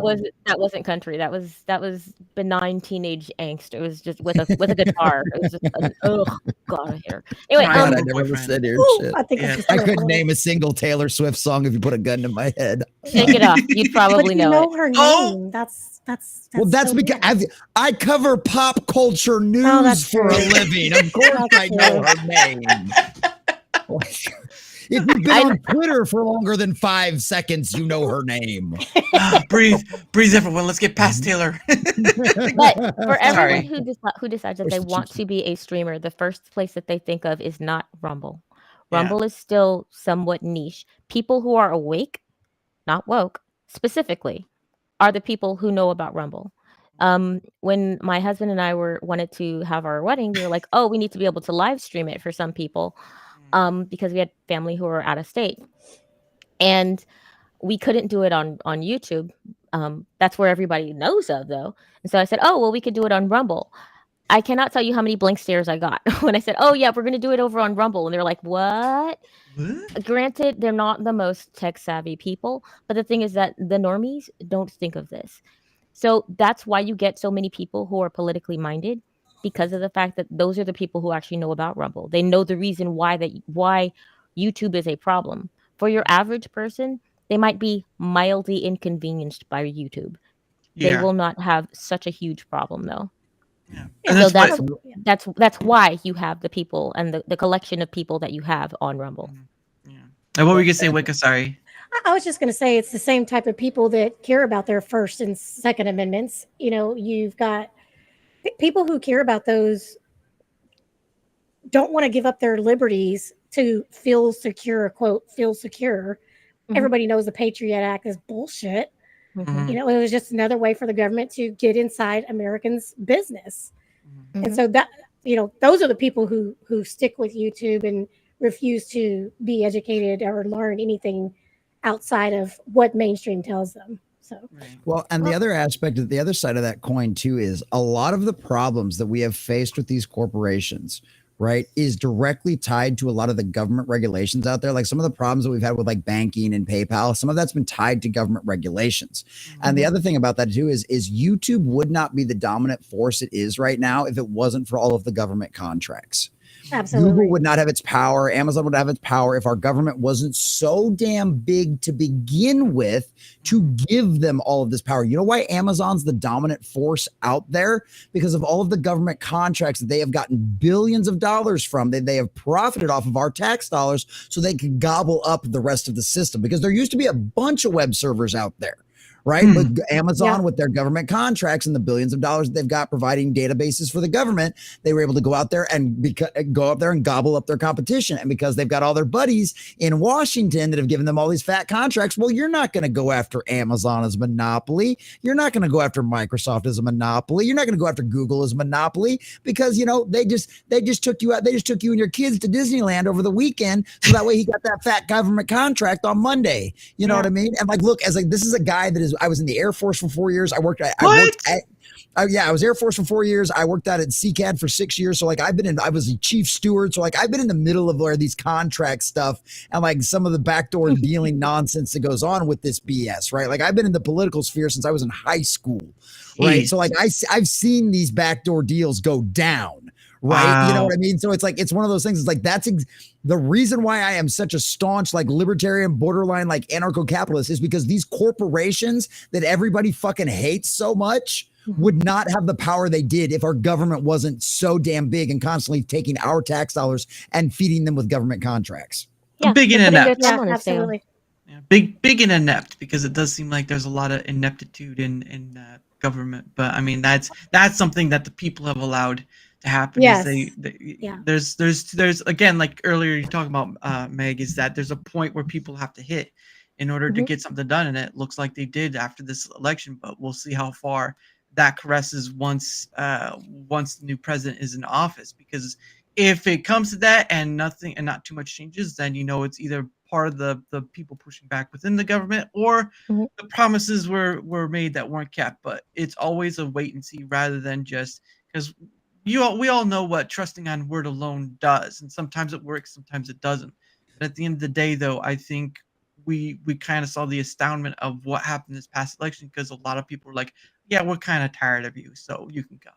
But, yeah. Well, and I think the other thing is I think with the DOGE, the Department of Government Efficiency, right? I love that. Yeah, I know. Oh, dude, It's Elon, I great. guarantee you, Elon was just sitting around at like 4:00 in the morning, not able to sleep as usual, just fucking coming up with genius ideas, and it just exploded in his brain. He went Department of Government Efficiency, DOGE. Yes. I work with science. Dude, he probably straight up laughed for like a good 15 minutes after he came up with that acronym. I swear to you, he probably laughed for 15 minutes solid after that. But that's one of the things is Elon is at least he has fulfilled his promises. He is one of those guys that he what he has told you he was going to do, he has done. You know what I mean? It might have started out as a joke buying Twitter, and you know what? He decided that after he looked into it, yes, it legitimately is something that I have to do, and he did it, and he has made it better, and he has delivered on those. So if he really gets all of the authority that he can between him and Vivek, oh, dude, every day at the Department of Government Efficiency is going to be a newsworthy day. Like they're just going to be dropping bombs like left and right, because they've got technically 2 years or something to do it, like a year and a half or whatever it was until like the centennial in 2026, and and Elon's like, he's like, dude, trust me, it's gonna be done way before then. He's like, don't even worry about it. Like, I mean, look what he did to Twitter in just a few months. You know what I mean? Like, think about what he's gonna do to the federal government in a year and a half. Like, it's gonna be interesting to see how it goes. But anyway, it is the top of the hour again, and of course, as usual, I again, like last time, is promote ourselves and all that stuff. And then we'll probably stay on for a little longer, then we'll kind of end it from there. But let's start with Meg first, and then we'll do Common, then Wycca, and then we'll end with me in the promotion. So go ahead there, Meg. All right. Hey, guys, again, I am MediocreGamrGrl, also known as the Meg. I am sorry if I sound a little congested. I am dealing with the sick. But I am a gamer girl who is mediocre. As you may see in the background, I'm dying a lot. It's kind of embarrassing, honestly. I need to change that stream. Anyway, I play video games on Thursdays. Currently that's the schedule. Thursdays, 4 p.m. Pacific time, 7 p.m. Eastern time. Y'all in the middle, figure it out. I believe in you. I'm currently playing. Central Standard Time is the only one that actually matters because it represents Texas. So yeah. Cough politely. If you want to hear more sparkling conversation, just come hang out on Thursdays, and love to have you. Nice. All right, there. Go ahead there, Jesse. Oh, yeah. Okay. Yeah. Pop culture and nerd news all day long, Monday through Friday at 11 a.m. Central Standard Time.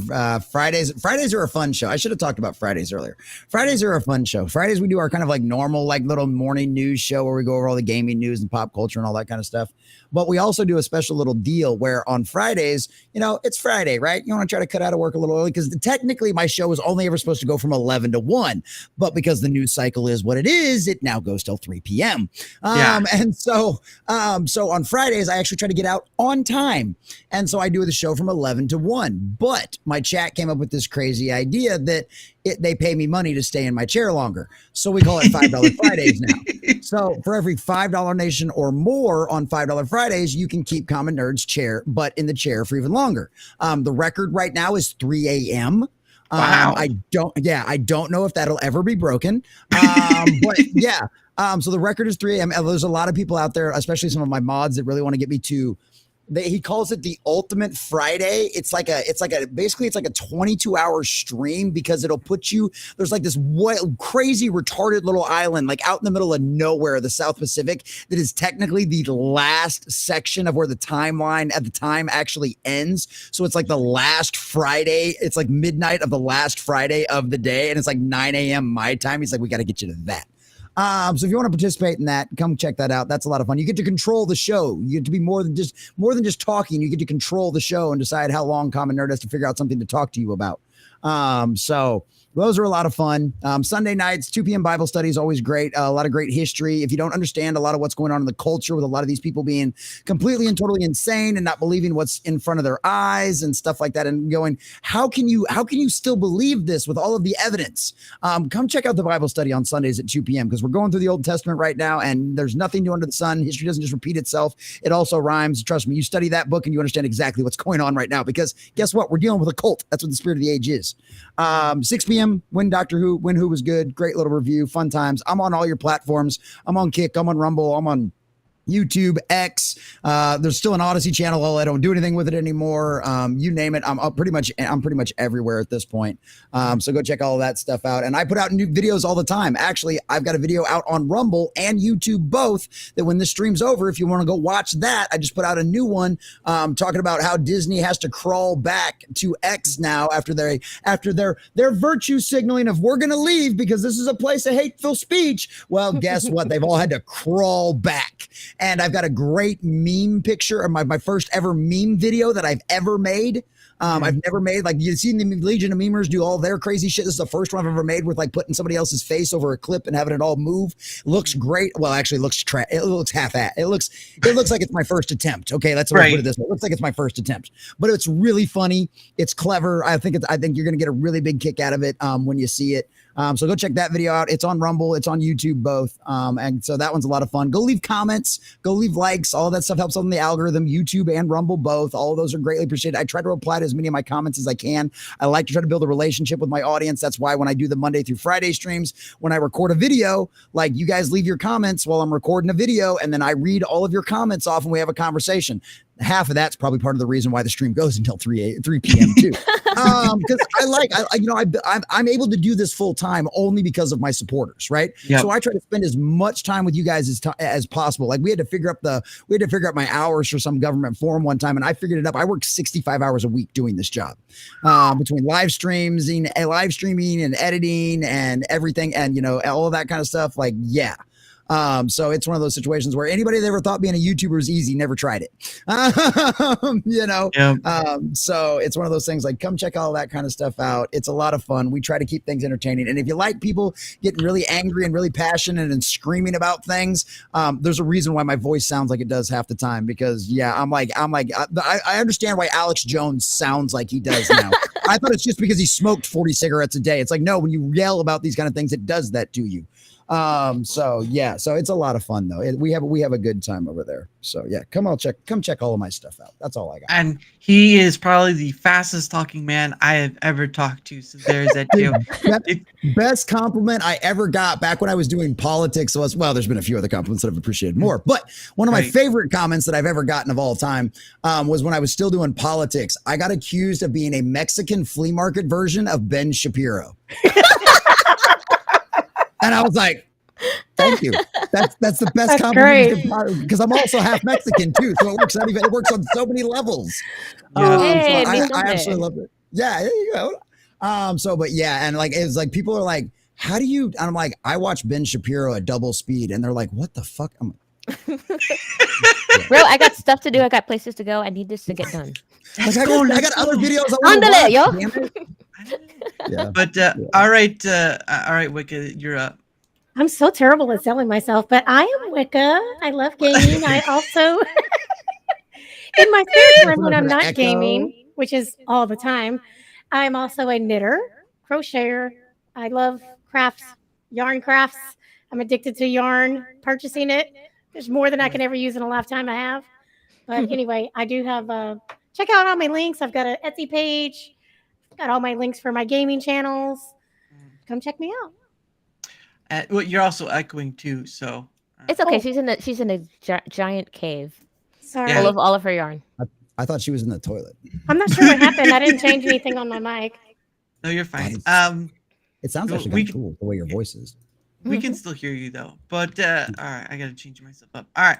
Anyway, from my end of things, right, since I want to keep, want my guests to go first, so you're not missing them. From my end of things, whether you're on Rumble, whether you're on YouTube, if you wouldn't mind leaving a like, sharing the content, leaving a follow, comment, whatever helps with the engagement factor is much appreciated. Because again, guys, part of that helps with not only being seen more, but also in bringing more guests. Because again, people who follow one person, I can ask to come on. Like, you know, Jesse's followed some other people. Meg was from a Pay It Forward stream. Wycca was a Pay It Forward from a Pay It Forward stream too, and I just had her join me recently for one. But yes, anything that helps that engagement part on either end is much appreciated, because guess what?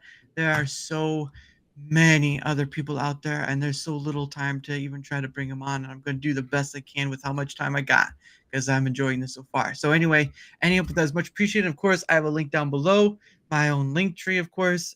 Just you can go there, find my other stuff, my Twitter X, my email, my DM for Discord, and you know, the link for Rumble and YouTube. Again, that's if you want to take up the opportunity, you can either leave a comment on either Rumble or YouTube, or go there and find my stuff, and you can find me there. Again, guys, I am starting to get for December. I already have the first week full, of course, because part of that is going to be a family event on the first week of December, so towards the end of the weekend. So I usually keep people ahead of that, but I also put the week schedule out on Sunday, so you guys will know, okay, so he's not going to do this. So look for that tomorrow for the week schedule. But anyway, any help with the engagement and checking out the link below, much appreciated for all-ins, because I wouldn't have the amount of followers I have without you guys. So I'm not look, I know I make content that's not like the most seen, whatever, because, you know, like you're saying, thumbnails and all that stuff. I do basic stuff through Canva, and of course Meg knows because she's helped me with one. But yeah, she might like Yarn Witch. Well, yeah, I've heard Yarn Witch, Phoenix Electron too. But yes, any help with that is much appreciated, because I know you've heard the content creators say before on YouTube, like, share, and subscribe. I try to change it up a bit so I'm not sounding so repetitive, but it is a way of not only being seen more, but getting more people on, because that's how I do my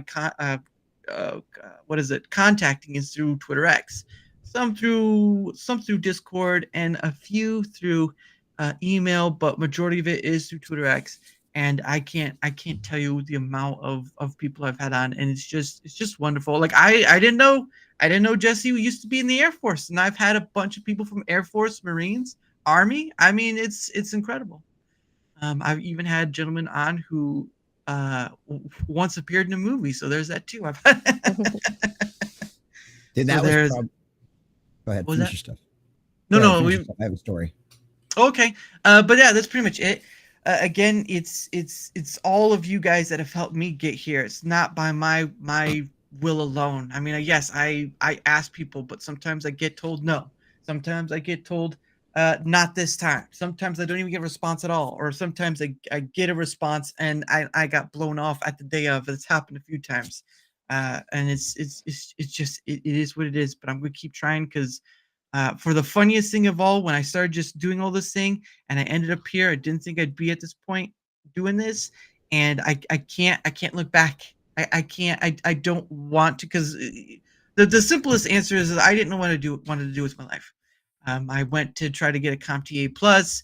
That was okay. I thought that was it. But once I hit on this thing with conversation with others, like, I know I may not make a lot of money in it or living off it, but there's something here that calls me back, and I can't look away.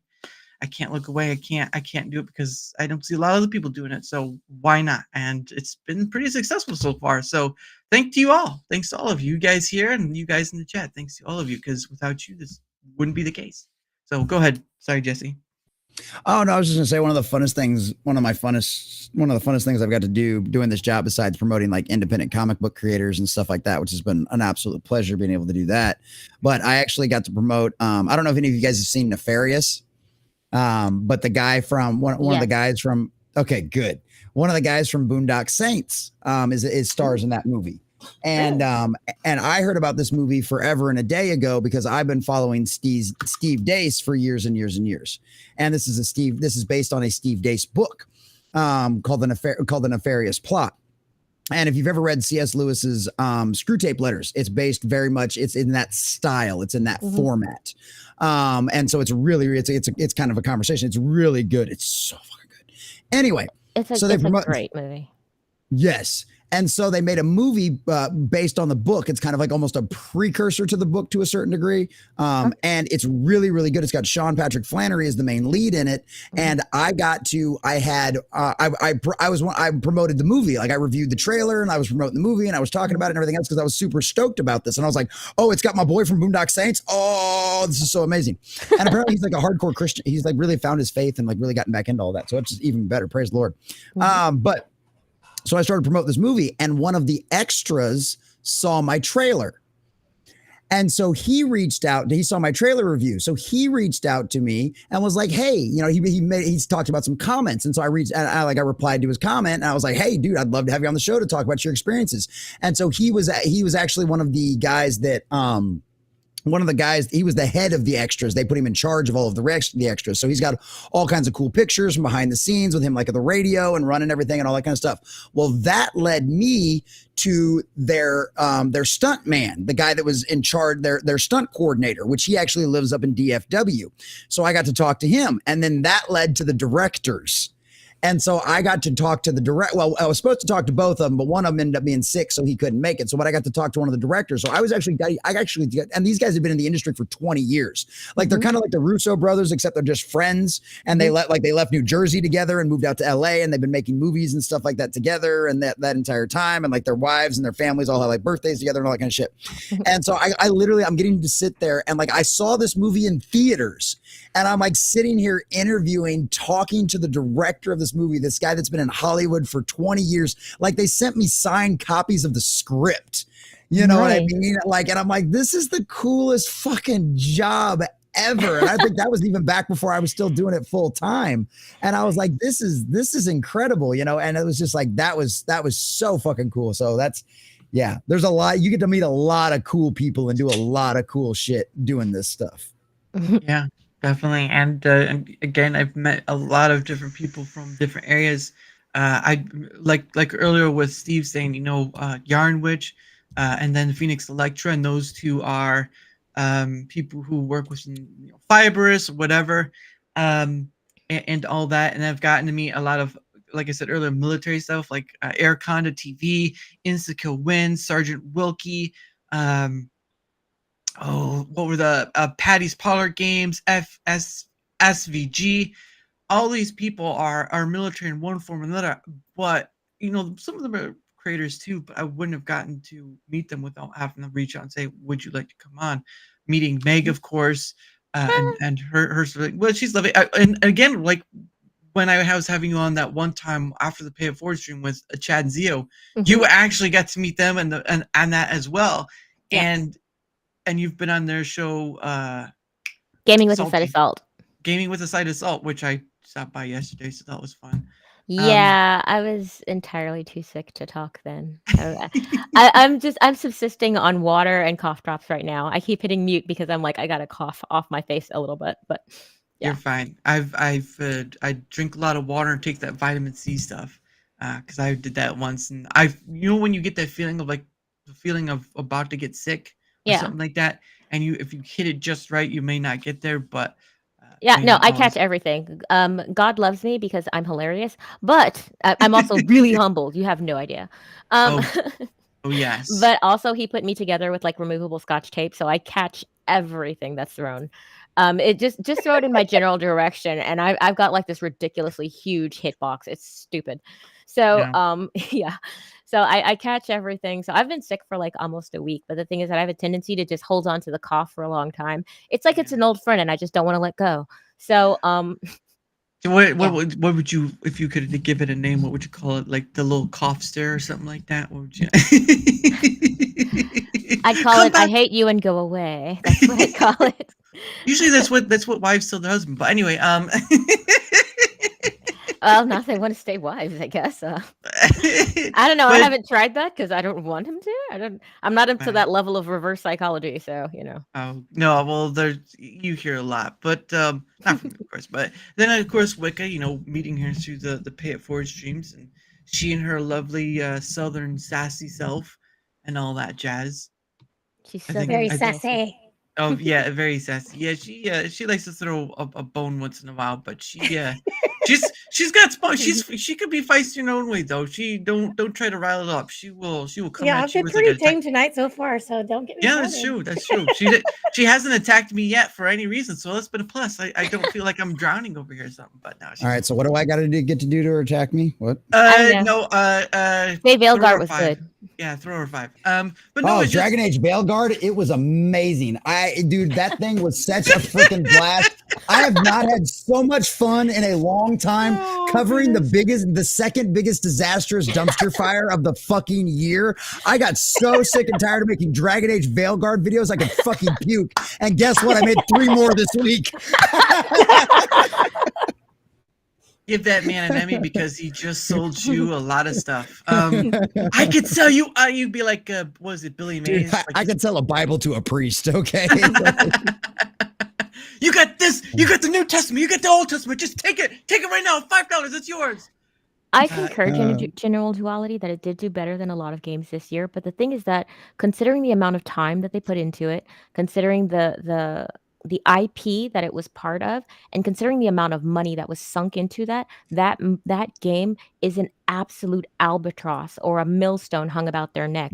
The thing is that because of the fact that they were trying to appeal to normies with a series that was not made for normies, and also they don't understand actual normal people, but rather only activists and being seen in their own specific way. I think that wound up not making as much money as it needed to even be like, you can't even cope off of it. Because otherwise, game... yeah, they would have put out something about like, oh, this many people played. Nah, never broke 90,000. Oh, we sold this many copies. No, they had a whole bunch of returns, my guy. Like it didn't do well enough on any metric for them to be able to bank off of that. The only people who are playing it for the most part are streamers, which I have been watching and enjoying because I am all about the Schadenfreude, I will tell you. But yeah, so it did do better than some games, but the thing is that it's all in context of how much it went out. If it was me and 2 dudes in a basement that made that game, then yeah, we'd be like thrilled and over the moon. But it was BioWare, bro. It needed to make so much. Go ahead. Let me give you a little. Go ahead, Wycca. I've talked a lot. Go ahead. I'm sorry. I was just going to say you can't have your target audience be less than 1% of the population and expect to make money. It's just not going to happen. That's not. You're not going to do it because you're not hitting enough people. Yeah, it's a niche game at this point. I can tell you all day long that game lost hundreds of millions of dollars, right? That's a really big, crazy number to think about. Let me give you a great context for it. And this video got no traction on my channel at all. And I was really sad because I was really proud of the thumbnail I made for this one. Dragon Age the Veilguard got beat on Steam's IDB by Farming Simulator 25. Wow. And not by a little bit. There was 50,000 more people in and this was in the first 24 hours, okay? Dragon Age Veilguard didn't hit their peak until the weekend after they had released. Farming Simulator 25 hit its peak within a 25-hour or 24-hour period of time. It was 135,000 players. Dragon Age Veilguard's peak was 83. Yep. It literally beat it by like 50,000 players. Yeah. What was the loss for the Suicide Squad one? Because I think that lost a lot of money too. 300. I think for actual money that they were willing to report in the things was like 300. I think they had to take like a $300 million loss. Well, and this is the thing. They don't specifically tell you how much they lost per game. What they told you is that they lost 300 million. They were on a $300 million loss for the year in their gaming division, right? Which the only thing they really released out of Warner Brothers games was Suicide Squad Kills the Justice League. Yeah. So that game cost them at minimum $300 million. And the worst part about that was that was the year before they had Hogwarts Legacy, which was the #1 game of the year. Yeah. So like you've got a real dichotomy over there at Warner Brothers, and Zaslav is like, well, I guess I know what makes us money. So fuck you, Rocksteady. And they gutted like 90% of that studio. Like it was fucking great. And Avalanche is getting like, or not Avalanche, but the guys that made the Hogwarts Legacy are getting like extra contracts and extra money and shit like that. Yeah, they're supposed to be coming out with I'm sorry, behavior that gets rewarded gets repeated. That's the thing, you know. If you make money, if you do good thing, and you will get more things because of the fact that, like, you're the golden goose, my dude. I This like. is one of the This is Go one of ahead. the, give me just a second. This is one of the things that I always used to tell people when I first started making videos. And I was always, we were all against a lot of these big corporations. And, a lot of people are getting into that. I'll never fucking touch Disney again. I'll never touch this again. I'll never touch that again. And I'll go, at some point, you're going to have to touch something again, unless you're going to go be a monk. Okay. And even then you're probably still touching yourself. Okay. But like, so it's one of those things. I'll be here all week, 7 days a week, boys and girls, 7 days a week. But it's one of those situations where, but here's the thing, at the end of the day, all of these corporations have one holy God that is bigger than all of the rest of the ideologies, and that's the dollar, right? Now, of course, are there a few of these smaller corporations out there that, yes, they will burn their entire company down on the altar of the cult? Absolutely. But the majority of the time, that's individual studios, that's individual video game studios, it's individual production houses, right? Disney has just proven to you that they are not true believers. Okay. Iger is not a true believer. Kevin Feige is not a true believer. Kathleen Kennedy, she's a true fucking believer. Okay. Lucasfilm will get burned down to the ground before she will either be dead or that thing will be burned down to the ground before she ever leaves and it changes anything. So Star Wars is dead.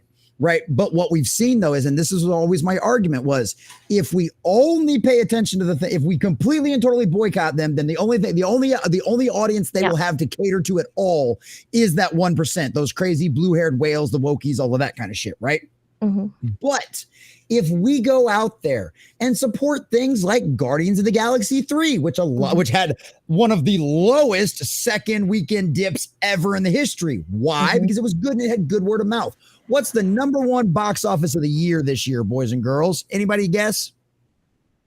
No idea. Deadpool and Wolverine. Oh, yeah, that's right. Oh, that's right. Yeah. Deadpool and Wolverine, the number one R-rated movie of all time. And guess what? That's Marvel doing good things. And the next couple of years, if you're a Marvel fan and you're not just going to be completely and totally angsty, like some people are being about the new Superman because of the Henry Cavill situation, which, don't get me wrong, I'm a Henry Cavill fanboy, boys and girls. But if you really are a fan of Marvel and of escapism and good entertainment, are you going to restrict yourself from that forever if they actually do start making it good again, right? Yeah. Because we've already known that there are rumors that come out of people like Chris Gore, which there is not a reason to believe Chris Gore would lie to you about any of this at any moment whatsoever. But Chris Gore flat out said Kevin Feige had a coming to Jesus moment with Marvel, and anybody that would be deemed an activist got fucking removed, right? And hallelujah. Right. And this is the other thing. The other thing about that was, what did we hear about Daredevil? What did we hear about Daredevil Born Again? Right. We had all of these shots. We had almost an entire season shot prior to the strike. Kevin Feige took one look at that, heard about all the reactions he read all the reactions on the internet. He saw all of our videos. He got not all of them literally, but he knew what the fan reaction was, right? Everybody fucking hated every single part of it. So what happened? And this is reported in Deadline. This is reported in the Hollywood Reporter. It's not just me pulling my rumor mill off of Cosmic Book News and my boy Sil Abdul, okay? They fired everybody down to the directors and the writers involved with Daredevil Born Again, and the edict from Kevin Feige was make it like Netflix. Those 3 seasons of Daredevil are now canon. They were not canon before. They are now canon. This Daredevil season that we've got coming up is Daredevil season 4 from Netflix. There's just a giant time skip, right? So that's the thing. And so if you want to go out there and boycott it, then boycott every major studio out there, everybody that owns all your stuff forever then. But this is what I'm going to do. I was a Disney kid.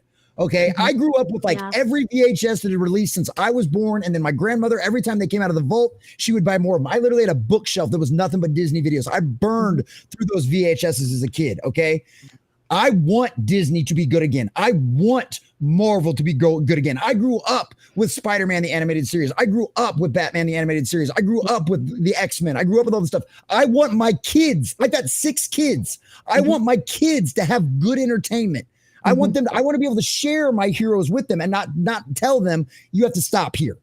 right? I want them to go, look, there's like this, because I honestly do believe there will history books, when Hollywood writes its history books, the same people involved will write this as a dark ages of Hollywood, of media and entertainment, because that's what it's been. They've lost hundreds of billions of dollars, not just billions, it's hundreds of billions of dollars trying to bet on this cult shit. And now they're all shifting, right? So I want it to be good again. So you know what I'm going to do? I'm going to watch Daredevil Born Again. All right, I'm going to increase. If it's good, I'm going to give that first episode a shot. And if it's good, I will watch that thing all the way through, and I will make that the number one. I will do my part to make that the number one the number one MCU show ever ever on Disney Plus, because that sends a resounding message, not only to every CEO in that place that controls all the bills and actually cares about the money, but to every investor out there, because then investors goes, well, if Daredevil is your number one series of all time, why aren't you making a season 5? Season 5 has already been greenlit. That's how much Kevin Feige believes in this. Season 5 will start filming when season 4 premieres. Yeah. So if it's good, then by all means, we're going to watch it. We're going to watch it all the way through. And I'll do weekly watch parties on Rumble. We'll freaking do reviews. I'll do theory videos. I'll give you the full gambit. But know what every one of us in the fellowship and everybody else, people like Nerdrotic and Geeks and Gamers, way bigger voice. My big claim to fame is I pissed off the Robin Hood director, and he went after me in my Instagram video. That's why my last channel got nuked. But you will hear from us, just like you will hear from us with all of the rest of the garbage that you've got coming out for the next year and a half. You know what I mean? But if you do good, we will praise you and you will hear from it, and it will make a difference. And they're either going to go, yeah, which obviously they're doing. Yeah, that's what makes us money. Yeah. That's what works, because Kevin Feige's ego and his legacy is more important to him than any of this cult shit. I firmly believe he just gave lip service to shit like She-Hulk and Agatha and everything else, because back then they had money to burn. Guess what? Money's gone. Yeah. I think that they also were told that this is the way to get money. They were frightened by the people, the Kim Belaires and the, what's her name, Anita Sarkeesians, who were saying, if you don't do what we do, we are going to so loud, so hard that that that's what she said. It is that you will have no choice. You will be blackballed. You'll never have anything succeed, because we are very loud and very, very obnoxious. But the thing is that, and so I understand why a lot of people walked away. But the thing is that if we reward them when they do good, much like that story about my 2-year-old nephew, the companies are like that too. They want, if you reward them when they do good, like or it's like training a dog, basically. Let's make it less human. All right. It's I've compared raising children to the first couple of years to just like raising a dog. Well, yeah. I've done both several times. It's the same thing. Yeah. I know the difference between children and dogs is that children eventually grow up, you hope. And they can talk. But the Freud is strong with this one. But so if we reward them though when they do good, and we punish them when they do bad, then we train them in how they need to act, how they need to be. And this is basically what your point is, though. I mean, that's why it works, because we're training them. We are training these companies, and they either learn or they're going to starve to death. And it's working for the most part. And the best way to do it is through the money, rather than, I mean, you could mock them, sure, but money is the biggest, like you saying, money is the biggest way they'll respond, because once there's no money, I mean, yeah, you could say like the Concord thing, they were getting money through government, so there's that where that implies the taxes, but majority of them have to get money through us, and if they don't get any money, like the games, the movies, whatever, guess what? Hey, Adam. But guess what? They start starving, and when you starve them and they want to survive, but they don't make the things that will get them any money or whatever, guess what? They can just go, and that's how it should be. You should treat these companies like if they want your time, then you got to treat them like the high CEOs that are waiting on someone doing like an interview, and like, you got to give me this. I want to see your work. Don't tell me your work. Show me your work. And that's what's going to be. But anyway, we're going to start winding down, because I don't want. I know Meg's not going to be able to do too long. Give me one more. Let me cap this thing off real quick. Sure. 2 things. 1, Treat these studios like petulant. Treat every one of these companies, doesn't matter what it is. Treat them like the petulant children they are. Punish them when they deserve it, and praise them when they need it, or when they've earned it. Right. The other thing about that, and damn it, I've lost what the other one was going to be. Fuck. Anyway, treat them like petulant children, and they will reward in kind, because eventually they do run out of other people's fucking money. And the advocacy. Okay, you said, because one of the things you said was the money is the most important part. True. But in order to affect a cultural change, there has to be people out there speaking the truth for all of the ones that are silent and in a group that everybody else is in the group think, right? Because that was the biggest thing. That was what you heard from the earliest years of Geeks and Gamers and of Nerdrotic and everybody else. It's like, finally, somebody that's saying the same thing. Because I've been watching all of these news media guys. I've been watching, these Star Wars Explained channels and like all of the rest of this shit. And they're telling me this shit is all wonderful and fabulous and great. Yeah. Our movement would have never had traction if there wasn't people out there willing to turn on a camera, get a microphone, and scream and rant about this stuff and roast it, because that's the beacon. That's the rallying cry that everybody else gets around and goes, yeah, fuck you. Oh, that's why my Marvel shit. So, why did my WandaVision end?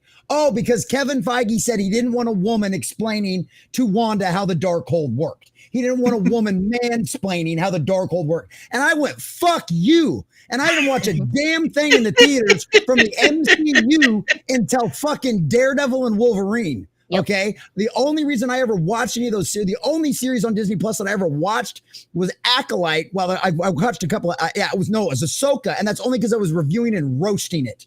Okay. Mm-hmm. Like, that's how much when I found out about that, when Gary informed us all of that, when he told the chat that during one of his live streams, I was like, fuck you. And guess what? We would have never known that if all we've been listening to is the people like fucking Rocksteady and, fucking The Hollywood Reporter and shit and fucking comicbook.com. CBR, comic book resources. If that's all we've been hearing, everyone, we would have just all thought we were fucking crazy, and we just retreated into our corners and nothing would have ever changed. So yes, the money is important, but you have to roast them. Yeah, that's one of the reasons why platforms like Rumble are so important, because we can hear those voices that have been quieted. Yeah, exactly. Yep. Because the thing is that otherwise you feel alienated. You feel like maybe you're the plaid sheep in the story, and that's awful. Like that. You're like, oh man, maybe everybody likes it. Maybe I'll just be quiet, because you're kind of embarrassed, because you're like, oh, I didn't like it, and everybody else is talking about how they do. And you don't have it in you to go like, nah, it sucked, dude, and you're wrong, and I don't care anymore. And we have to be brave about that, this kind of stuff. Absolutely. And honestly, another thing that actually comes, it's a side effect, but I think it's very, very necessary. The side effect of it is that we need something else to watch. See, the thing is that Ahsoka or whatever Star Wars nonsense or whatever you used to watch, you're not watching it anymore because it's garbage. But you still want to watch something. So what I have found is that I've enjoyed watching the roasting of the things that I hate so much now.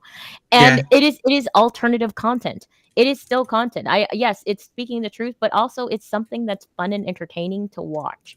So that's a side point on it too. So yeah, I mean, I love this stuff. I love the criticism, and I mean, sometimes it actually makes me go watch something, because I was kind of like, probably not going to watch Deadpool Wolverine because I'm mad at Marvel and I kind of don't want to. I don't want to give them $1 dues. That was the way I feel about it. I haven't watched it yet.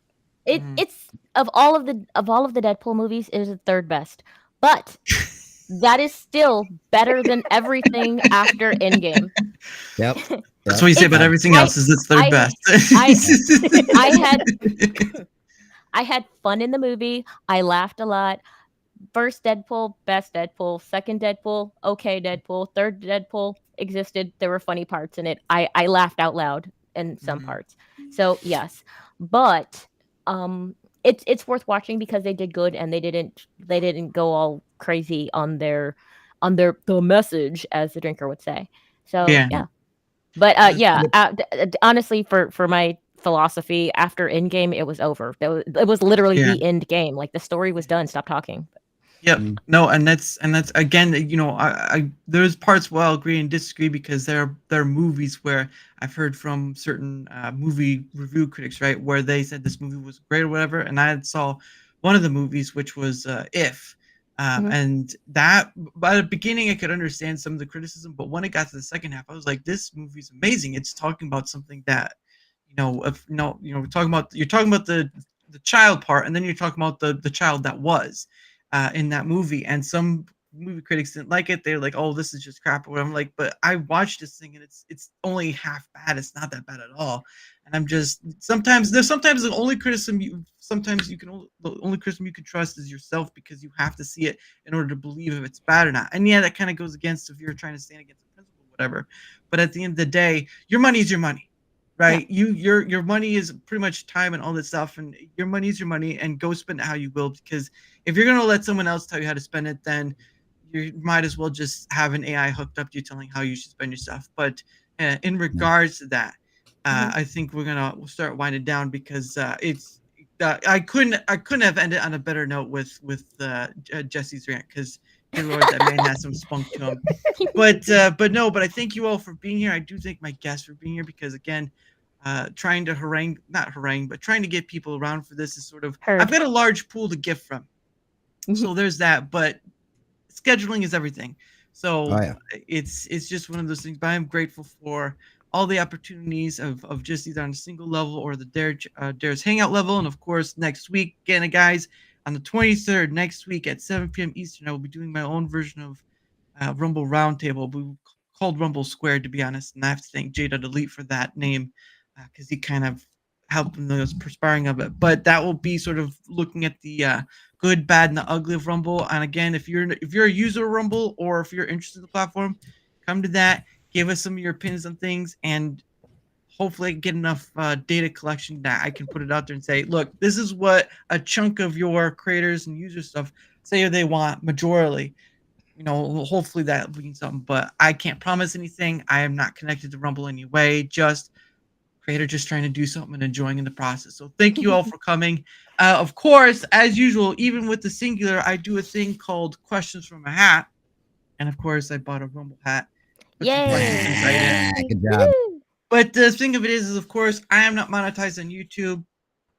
I'm only monetized on Rumble. So if you everyone gets two I like Rumble 90% online. Yeah, there's still some stuff people complain that's not on Rumble, but it'll get there eventually. It's just the draw has to be the thing. But anyway, the guests get 2 questions freebie, and then of course, if people want more drawn from the hat, you gotta give a rant for it. Doesn't matter if it's $1, $2, doesn't matter. As long as you give a rant, you can get another one out of the hat. So let's see how many we can do. But each we'll do, each answer in your own way, and we'll go from there. So I'm gonna reach into my hat, it's not that deep. I'm getting there. I'm gonna pull out one. All right, here we go. Here's the first one. Here's the first question. Oh, hey Barbie. Oh, look at that. Hey, old Barbie. On the Rumble side. All right, here we go. This is all right for my guest. What's your go-to comfort food? Jesse, we'll start with you. You're mute. You're muted. Professional. Yep, I was 100% full time. You have no idea. So very well organized. I'm a fucking retard with a microphone. The Lord just blessed me with the gift of gab. I can fucking talk a lot. That's all. Trust me, all of my rants are divinely inspired. They have to be, because I'm an idiot. But no, favorite comfort food. So I guess, are we talking when we feel bad? I guess what we want. Whatever you personally consider comfort food. My comfort food's gonna have to be ribs, because there's not a food that really makes me happier than ribs. I'm a Kansas City boy. I grew up in Kansas City, and Gates barbecue is I will fight you. That's that's the best barbecue on the planet. Hands down, their sauce is next level, and I've convinced pretty much everybody that's tried their sauce of the exact same thing. The closest I've ever found to it, I can't remember the name of it right now. But yeah, ribs barbecue is by far my favorite. Ribs, I could eat ribs every day and I would never complain. You probably get fat though, but you don't. That's a side it's all meat. It's all protein. Well, there's still some gristle on it. Yeah, but that's no. That's a fully okay protein. But you have to have some fat, because otherwise your body will shut down. That's why you can't eat rabbit. That's why it's called rabbit starvation, because rabbits don't have enough body fat on them. That's why, people were starving in South America. And that's why I have people like this on. Anyway, go ahead, Meg. For me, honestly, I think it's just some type of soup. I mean, meat must be involved. Ooh. Something has to have been walking around and, now not be. It must be in my soup. But yeah, I just am a huge fan of the soups, honestly. Those just kind of make me happy and feel good all the time. I go to an Irish pub. I'm not gonna say the name, but they serve a great ham and potato soup.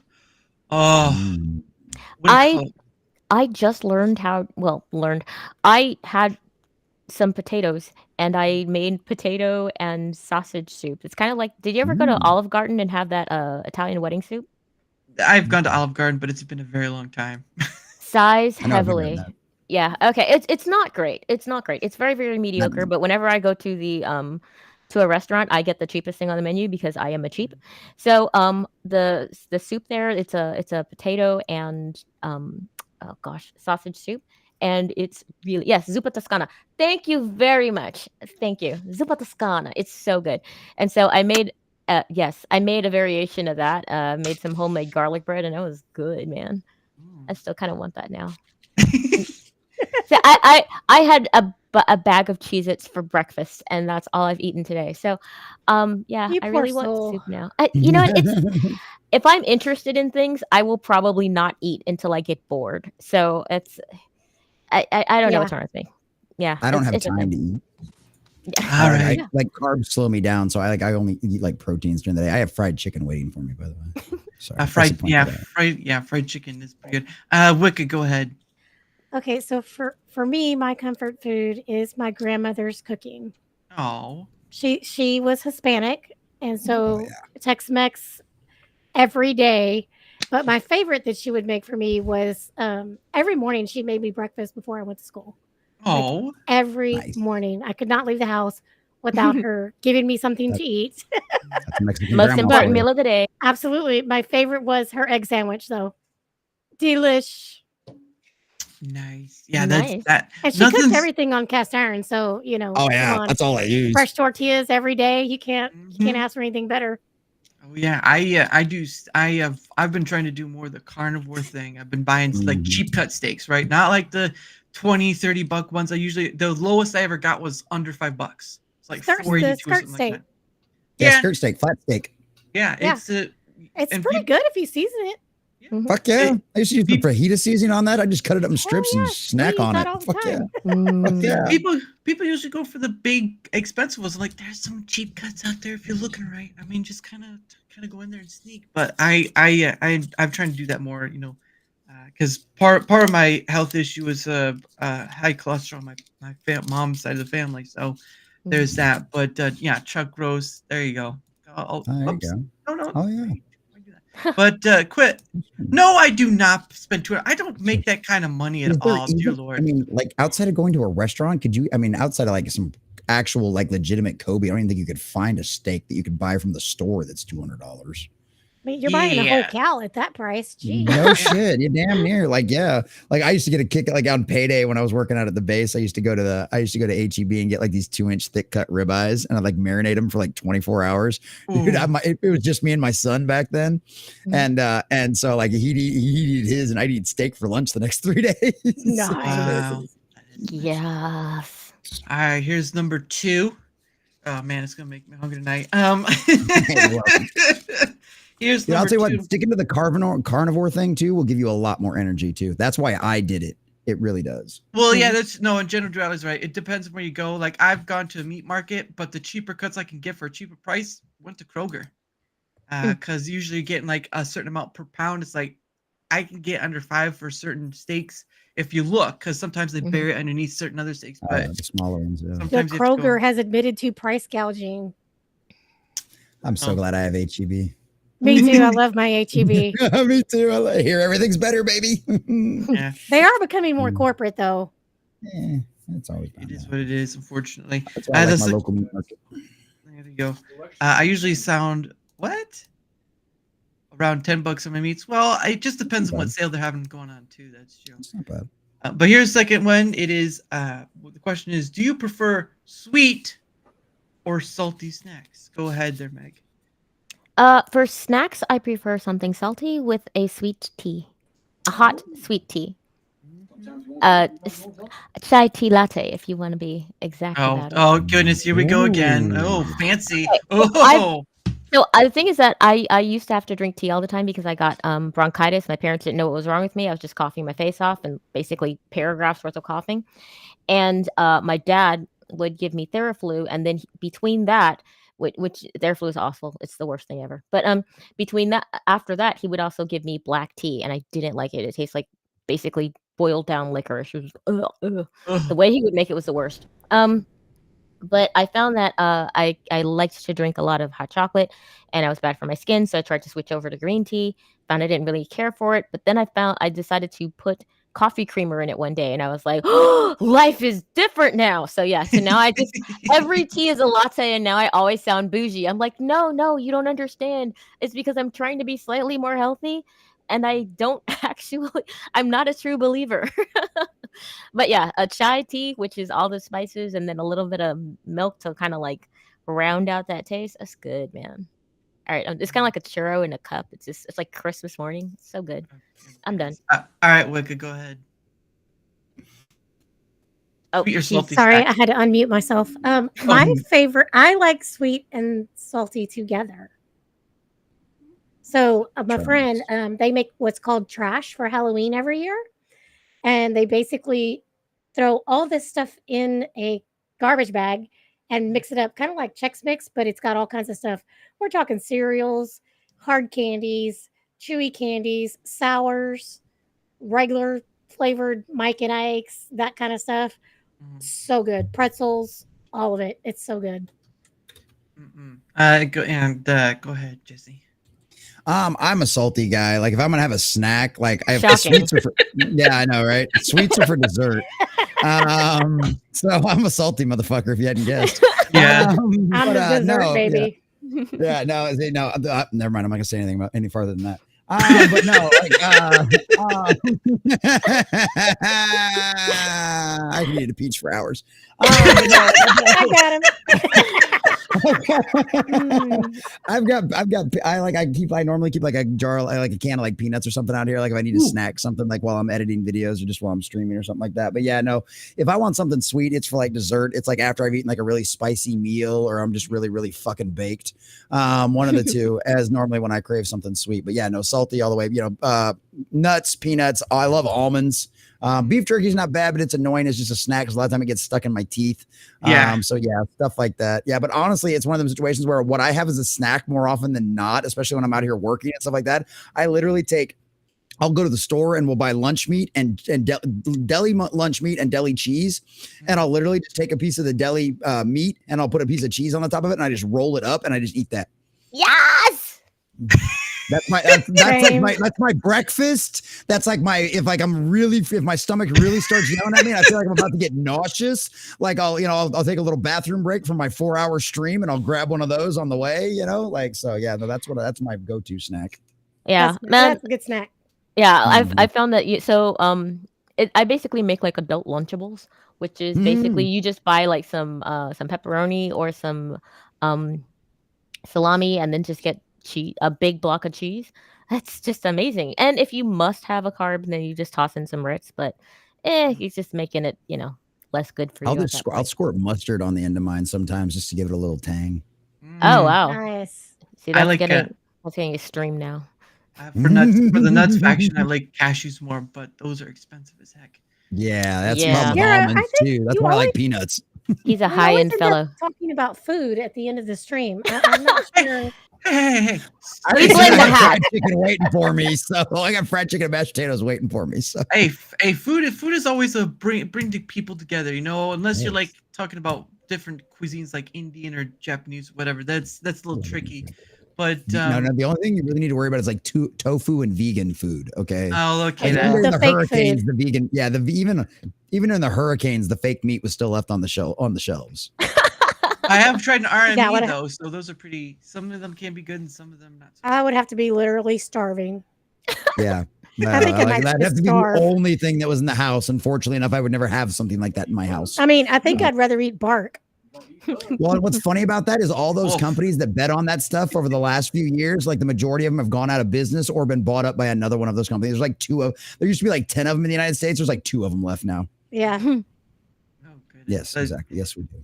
then you just make yourself more hungry. It's like, oh, the Travel Channel was worse. Like when I had cable with, when my parents had cable. The Travel Channel. Oh my gosh, they'd be like the 100 best restaurants or like the different hamburger ones. There was one place, a hamburger place, I think in like Philadelphia, where they steamed their hamburger meat, and that's how they did their. I can't remember exactly, but there was that, and then they go like the different McDonald's places, and then all these different cookie. Like there's a McDonald's in Florida that's like a level tiered place, like games and all this stuff. It's just crazy. It was bad. Dude, it was very bad.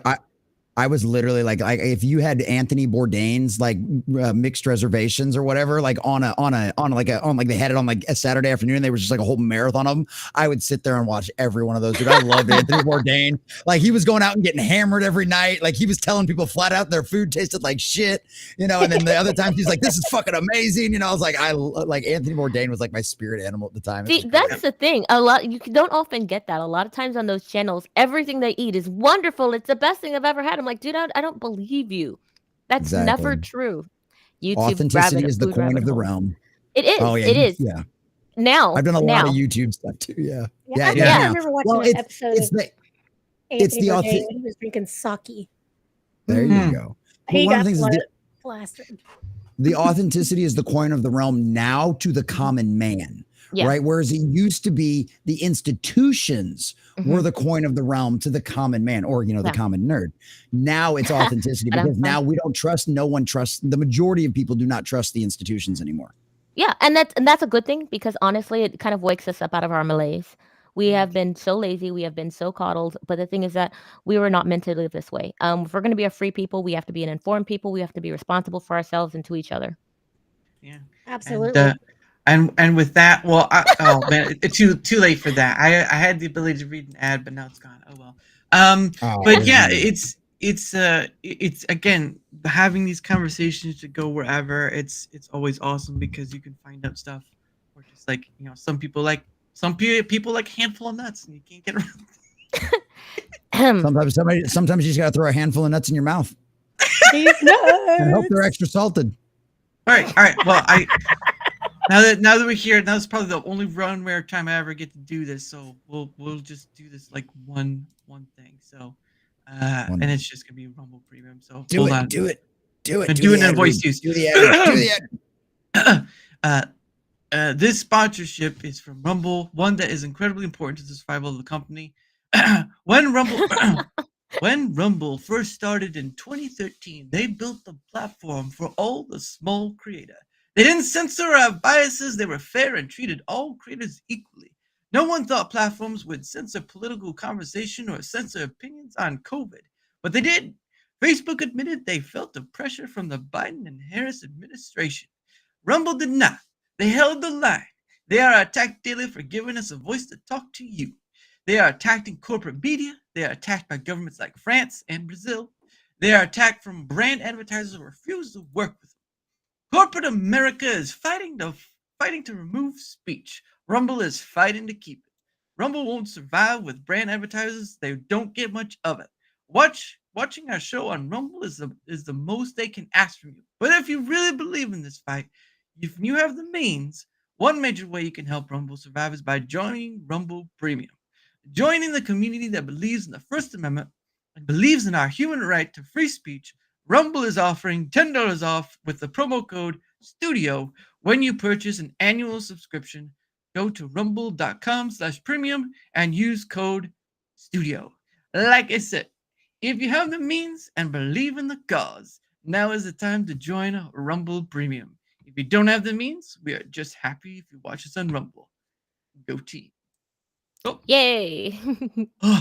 Oh man, I didn't think I could go that long with that voice. I tried to do a little announcer voice, but I don't think that was the best way. But anyway, guys, thank you all for being here. I know that I do try to mix it up with my guests because, again, this is a correspondence of people who probably wouldn't have gotten together and any maybe down the road, but have been a little different. But at the end of the day, I'm so glad to get the opportunity to speak on an individual level. I'm so glad to get the opportunity to speak on a multiple person level. And again, I do keep it to a minimum of like 4 or maybe 5 because those big panel ones, they get out of focus and it can get wacky. But I know some people love the chaos, so there's that. But anyway, guys, again, the links of all these people are down below. I did change Wyccas, so there you go for that. Yeah, and like Jesse said, you could hit him up, and he may be able to give you a bit of a hand up because we've both been dealing with it, and they've upgraded. I think the last upgrade was the private chat, which you can do now. Yep. You can private chat. You can chat to all your places that you're connected to, if you're connected to them. But other than that, guys, thank you so much for being here. And again, next week's schedule will be put out, and don't forget Rumble Squared 23rd at 7 p.m. Eastern. Hope to see you there. The more people I have, the more of a data point I can get, and we can put that out there. So there is that. I love a good private chat. Yes. Yes, I do too, Jesse. But anyway, guys, thank you so much. And of course, hopefully it will play in studio. But as it didn't at the beginning, but I end my streams, whether it's the single or Dara's Hangout Den, with One Day With You by Pogo. And if you want to see where Pogo stuff is at, oh man, it froze up a bit. If you want to see where Pogo stuff is at, there is a link down below on either Rumble or YouTube. It'll take you straight to his channel. All the videos I've used are right on his channel, and if you watch that, the Disney stuff, a bunch of, he's done like old Disney cartoons as well, but there's a bunch of stuff there, even Stranger Things. So, but this one is called One Day With You by Pogo. Have a wonderful night and a rest of your weekend. See y'all later, guys. Bye. Good night, everybody.